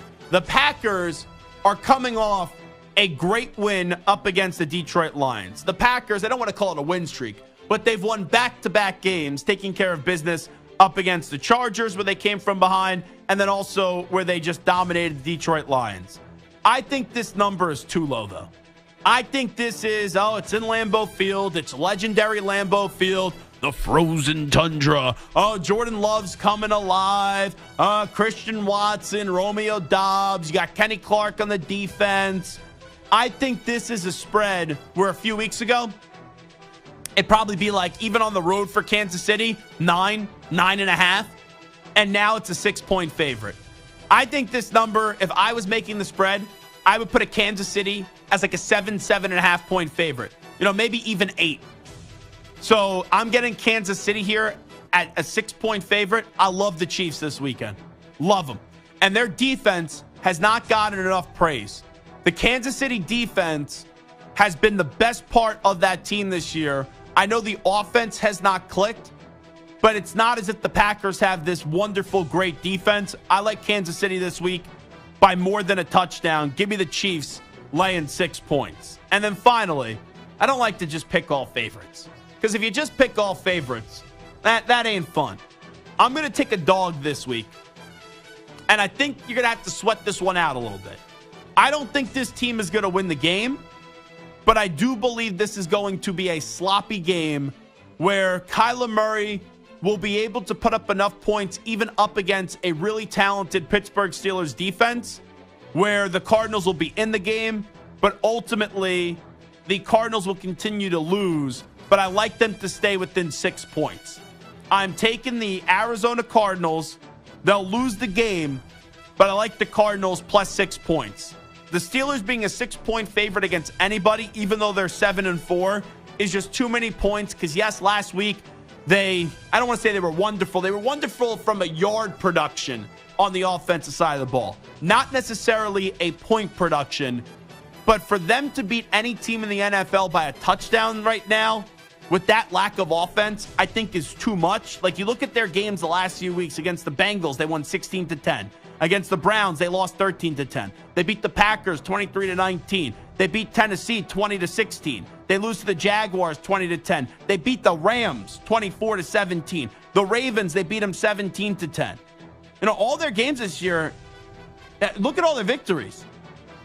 Browns 26-22. Raiders 23-18. Like, these are close games. So 6 points. Kyler Murray is competent. He's a good quarterback. He's better than Kenny Pickett, but his team's not better. So I like the Steelers to win the game, but I like the Cardinals to cover the 6 points. So my 3 picks for this week, week 13 in the NFL, I'm taking the Atlanta Falcons laying the 2 in the swamps of Jersey up against the Jets. I like the Chiefs as a 6-point road favorite at legendary Lambeau Field. And I'm taking the Arizona Cardinals going to Pittsburgh, plus the 6 points against the Steelers. Those are my Week 13 picks. It is the Zach Gelb Show right here on CBS Sports Radio. All righty, we will get to the update a little bit early today because when we come on back on the other side, we got a few questions. We got a few answers. We had to delay this segment, so we want to leave enough time to it. We will get to onside, offside when we return. But first up, with the latest CBS Sports Radio update, here he is, the Ackman, Rich Ackerman.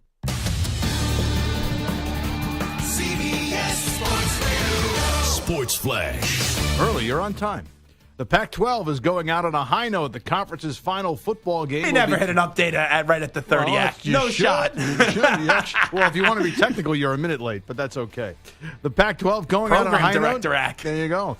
Somebody's got to keep you in line. The conference's final football game will be tonight's championship between third-ranked Washington and number 5 Oregon. The winner likely heads to the college football playoff, which will be officially announced next week. The Huskies are unbeaten. One of their wins included a victory at home over the Ducks in October, and now comes the rematch with so much on the line, and there's no other way Huskies head coach Kalen DeBoer would have it. This is what we work for, since January 3rd when we had our first team meeting. Guys deciding to come back. Come back, and it was to win a championship. The only blemish on Oregon's schedule was that loss in Seattle on October 14th. Also tonight, 24th-ranked Liberty meets New Mexico State in the Conference USA title game. Joe Flacco to get the start for the Browns on Sunday, with Dorian Thompson-Robinson still in concussion protocol. I'm Rich Ackerman. Hey, it's Amy Lawrence. Be sure to listen to CBS Sports Radio at home. Just ask Alexa to play CBS Sports Radio.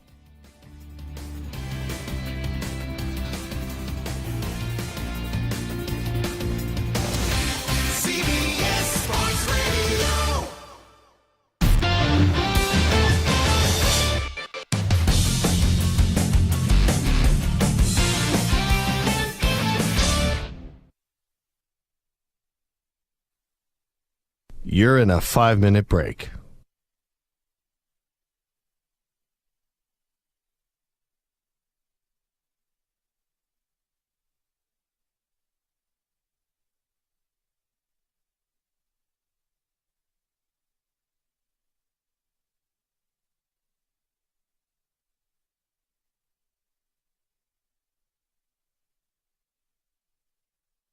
Four minutes, 30 seconds remaining.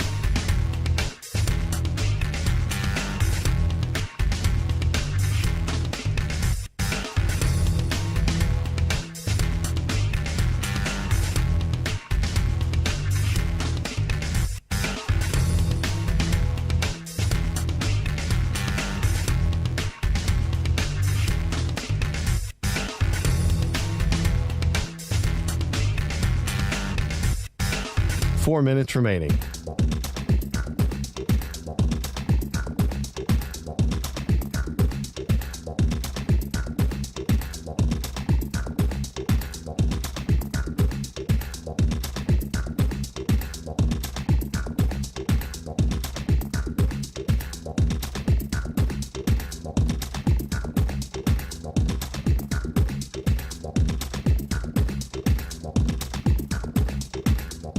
Three minutes, 30 seconds remaining.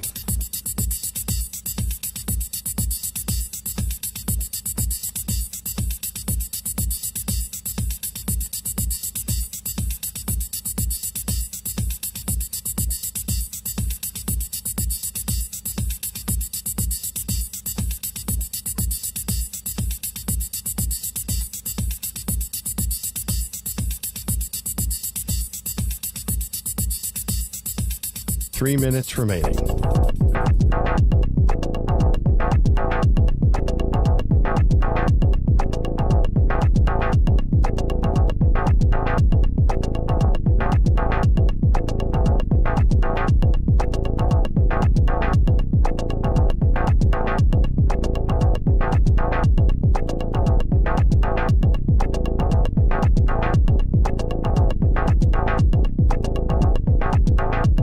Two minutes, 30 seconds remaining.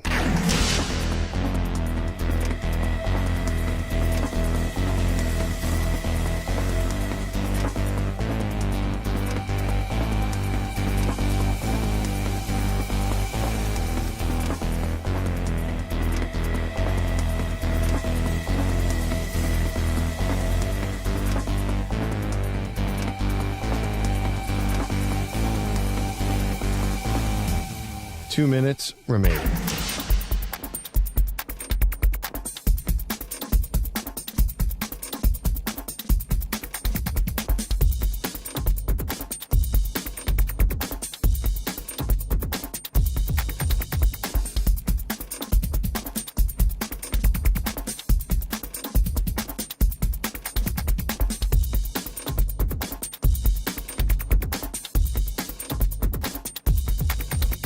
One minute, 30 seconds remaining.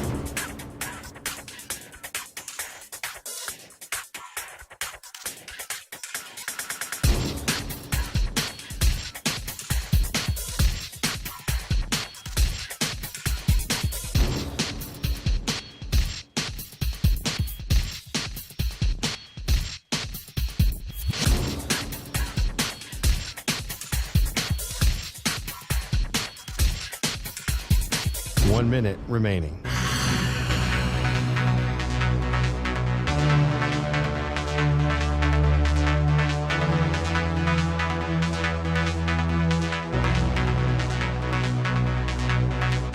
Forty-five seconds remaining.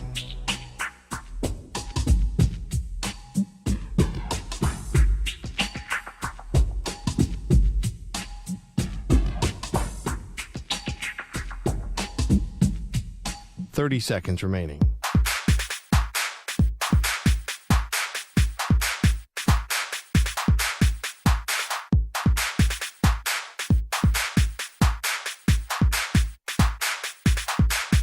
Fifteen seconds.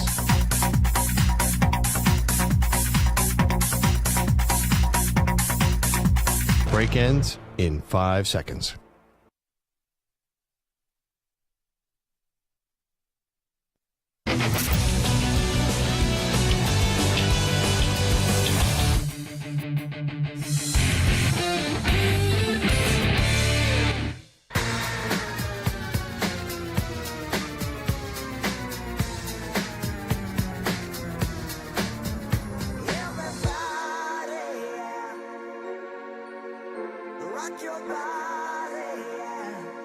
Hey, this is Howie. And this is Nick from the Backstreet Boys. And you're listening to the Zach Gelb Show on CBS Sports Radio. And guess what? Zach is back. All right. He's live. He's nationwide on CBS Sports Radio. This is the Zach Gelb Show. Alrighty, it's time to answer our Ask the Pros question of the day, and it's brought to you by O'Reilly Auto Parts. Jim in Louisiana says, Zach, Who's a team this weekend in the NFL that has the most to prove? You could submit a question by tweeting at CBS Sports Radio or at Zach Gelb, ZACHGELB, using the hashtag #AskThePros. You could think O'Reilly Auto Parts for all your car care needs. Get guaranteed low prices and excellent customer service from the professional parts people at O'Reilly Auto Parts. O'Reilly Auto Parts. I'll give you a few teams.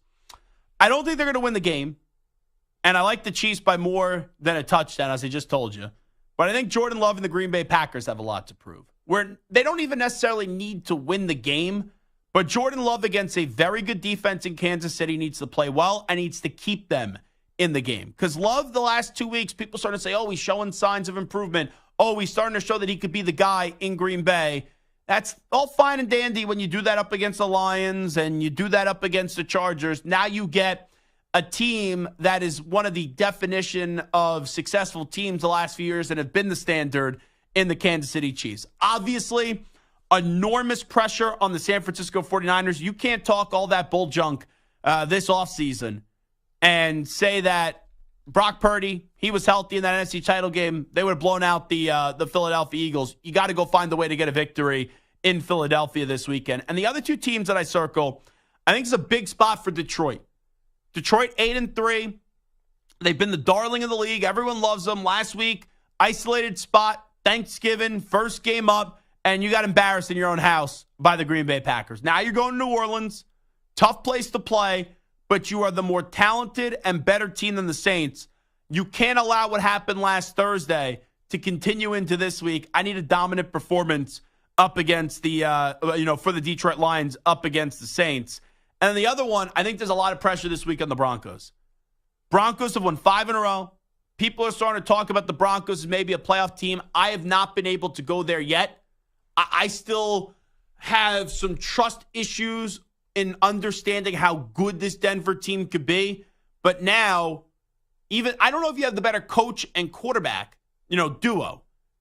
Sean Payton has been around a long time. He deserves the benefit of the doubt. He's been a good coach. You see the difference this year.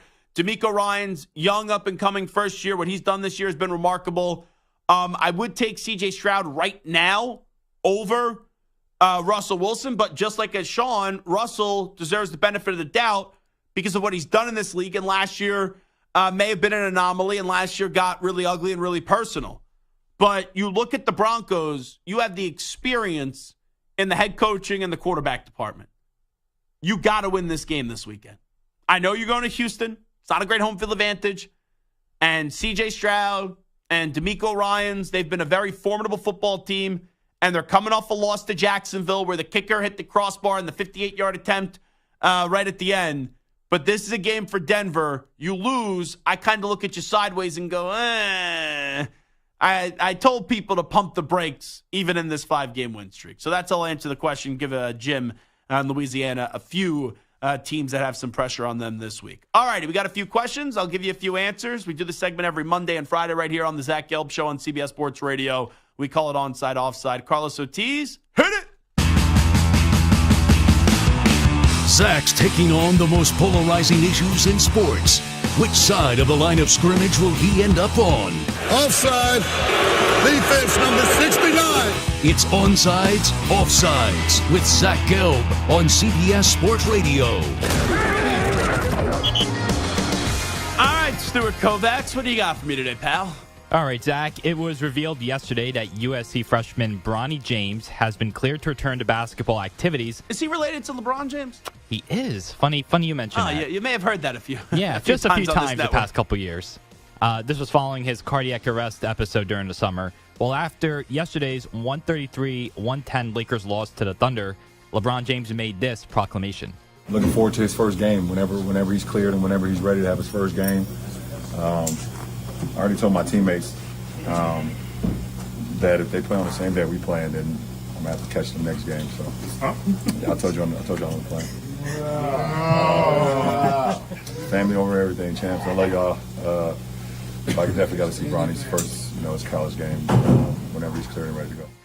So, onsides, offsides, you are okay with LeBron missing a regular season Lakers game in order to see his son's college debut? 100%, 1,000%, 2,000,000%. This is the easiest onside offside question I've ever had to answer. I would say onside. First off, it's great that everything's going unbelievably well with Bronny James with what he had to go through over the summer. I can't even imagine what that's like to go through for him and then also his parents as well. And for LeBron James to miss a regular season game, so what? Like, how many nights do players who don't have kids playing in college miss a regular season game for load management? So you're 38. You turn 39 at the end of the month. You're getting towards the end of your career. Your son's debuting in college. You have a game that night. Tough luck. I don't think anyone's going to look back and go, up. LeBron James missed one regular season game. There will be a jackass out there that says, LeBron's just making this about himself. Like, let your kid shine. Shame on LeBron for going to the game and making this about him. There'll be an idiot there. I guarantee you that will happen on the night where Bronny makes his debut and LeBron misses a Lakers game and goes to the game. Someone will be looking for clicks. Someone will be looking for attention. They'll get slammed on social media. But come on, this is a dad missing a day of work to go watch his kid play. No problem with it whatsoever. Good job by LeBron. You're right. Coming up on Undisputed on Monday. Why Michael Jordan is better than LeBron James. Ugh, you're right. That's the idiot that would do it, Skip Bayless. You're 1,000% right. Well, he'll throw like his Cowboy jersey once again in the trash can the next time the Cowboys lose, and it's the same Cowboys jersey every time. And also, with all the money that Skip makes, you would think Skip would have a bigger kitchen. That's my first take. Every time I see him throw out his Cowboys jersey, and he does like that exhale, like, ooh. That like really just wimpy grunt that he lets out. He's walking down the most narrow kitchen I've ever seen. My New York City apartment is wider in the kitchen than Skip Bayless's palatial, yet not overly ostentatious estate in California. All righty, next one. Go ahead. All right, the Shohei Ohtani sweepstakes are heating up on this Friday. According to your boy, Jeff Passan. Oh, yeah, he blocked me on Twitter. Did he tweet something? I can't see anything. Yeah, he did. He tweeted a few things. I have to log into the CBS Sports Radio account when there's baseball breaking news to see what happens. He tweeted that the Red Sox, Mets, and Rangers are all now out on Ohtani and will begin pursuing other players. He also added that Ohtani's contract could surge well beyond the $500 million mark, and that he could sign a deal for over $600 million. So onsides, offsides, when we look back at Ohtani's contract, let's say 10 years from now, it will be considered a good deal for whoever signs him. Oh, onside, because that's just what happens in baseball. You have to give out these 10, 12-year deals, and even if you only get like 6 or 7 really good years, and you have to deal with, on the back end, just 3 horrible years, for how much money this guy brings into a team, and how much of an attraction he is, and he won't pitch next year, but he'll hit, and then he'll probably pitch the year after that. And eventually, I do think he's going to have to pick one or the other, or maybe use him in a bullpen type of role as well to condense the impact on his arm and the ask on his arm. But I would have no problem, let's say 6 years from now, he's not the same player as he was, still paying Shohei Ohtani for the player and the impact that he makes on the diamond for, let's say, 6 out of those 10 seasons that you give him the contract. So you asked me, when we look back at Ohtani's contract 10 years from now, it will be considered a good deal for whoever signs him. Yeah, I would still say so on sides. All right, photographer Kevin Fitzgibbons revealed this week that he has been suspended for the rest of the season and possibly for good by the NFL. This was the 20-year-old, right? Yes, I saw this video. That when Tyreek Hill celebrated for the Dolphins in Week 6 against the Panthers, he did the backflip and he took I the asked cell this phone, question when that happened. I said he's got to know the photographer. Like, that had to be one of his guys that Tyreek Hill just runs up to, takes a camera, and then does this backflip. Yeah, you would think so. So Fitzgibbons was seen jumping up and down, excited, which the league apparently did not like. Tyreek Hill has since offered to pay the photographer's salary for the rest of the season. Onsides or offsides, the league overreacted and should rescind the suspension for the photographer. So this is a 20-year-old kid. He's, I think, a student at Miami. He's become very big into social media. He's made a lot of connections with NFL players like Saquon Barkley, Antonio Brown, and obviously Tyreek Hill. He got employed by the NFL to work Dolphins home games. So as an NFL employee, you have to remain neutral. Tyreek Hill didn't even know this was going to happen. the kid here, Kevin. Tyreek Hill scores a touchdown, runs over to him, takes the phone, and does a backflip. The kid naturally, when he gets the phone back, jumps up and down, and the NFL's like, you showed a side to a team, so we got to suspend you for the rest of the year. Yeah, the league overreacted 110%, and they should rescind the suspension of the photographer. Like, you want to send a message to a young kid, hey, we got to suspend you for a game or two, okay? But for the rest of the season, no chance. And here's the thing, though. They are not going to rescind the suspension because he's now posted a video, which was smart, to make people aware of his situation, and it's gone viral. The league is going to be saying, they haven't said he's fired, but the kid thinks he's never going to get his job back. There's no way now, since the league's getting dragged, they're going to say, yeah, we're going to do the right thing here, because the NFL never does the right thing. So this is actually good for this kid in a weird way, because he will get now more attention than he's ever received. Tyreek has already offered to pay his salary, right? And not only that, there's going to be another media company that comes along and says, oh, you're really damn talented. We're going to give you a job. So the league absolutely overreacted and should rescind the suspension of the photographer on sides, but they won't, because you can never tell the NFL what to do. Speaking of the NFL, they decided to use their flexibility for a Monday night matchup for the first time. The league announced yesterday that Week 15's matchup between the Chiefs and Patriots has been replaced by the Eagles and Seahawks. Onsides or offsides, it's a good thing that the league can now flex out Monday Night Football games. Yes, because as a viewer in an isolated window, and I'm talking this as a TV consumer, I would rather see Eagles, Seahawks than Chiefs, Patriots. Now, this was Chiefs, Patriots of Brady and Mahomes. Different story. They're not flexing out of this game. But it's now Bailey Zappi, I'm assuming, because I think he's going to start this week for the Patriots, even though this isn't the game that we're talking about. But even if it wasn't, it's Mac Jones or the other quarterback that keeps on getting cut and they keep on bringing back for the Pats. So I think it's good for the TV consumers. You know what it sucks for? Fans. Like, that had tickets to the game. Like, let's say you were traveling Kansas City to Foxborough, or if you were maybe making the trip for the Eagles-Seahawks game and now they changed the day on you. That complicates the travel plans as well, but the league doesn't think about the traveling fans because they already bought the tickets. The league thinks about the TV consumer. And yeah, it is a good thing that the league can flex out of Monday night games now because it's good for the TV consumer. We now get on paper a better game. So I go on sides. All right. According to Diana Rossini, Jim Harbaugh is linked with both the Bears and the Panthers. While the Bears will likely have 2 picks in the top 5 of next year's draft. Yeah, thanks to Carolina. Yeah, the Panthers don't have any picks, but they do have a quarterback in place in Bryce Young. So onsides or offsides, the Panthers will be Harbaugh's ultimate destination if he decides to leave Michigan after this season. Offside, and the reason why I say that, so I do a morning hit every Friday on this station, WFNZ, with Mac and Bone. Tremendous morning show in Charlotte. And they asked me today, what are your thoughts about Belichick or Harbaugh potentially being the next coach of the Panthers? And I go, you have 2 guys that have a lot of ego. 2 guys that love the control and the power, too. And you're telling me David Tepper, who doesn't know how to give up control and give up power, is going to hire one of those 2 guys? Like, yeah, Harbaugh's a great coach. Belichick's a great coach. We all know that. But I think that would just be a recipe for disaster because Tepper can't get out of his own way, and he tries to control everything. So I could see him going to the Bears, Harbaugh. I think the Bills should be in. I think the Chargers should be in as well. But I cannot see him going to the Panthers. So I will say offsides. Offside. All right, and last one. Patrick Surtain II is one of the best defensive backs in the league. But he recently joined the Insiders podcast and made this revelation. It was funny because a couple weeks ago, I was like acting like I was lining up a receiver, and doing some releases and some routes. And I was trying to get Sean's attention. He looked, but he kind of brushed me off in a way. But, I definitely, if it was a time and opportunity to get those offensive snaps, I would definitely be there and know her.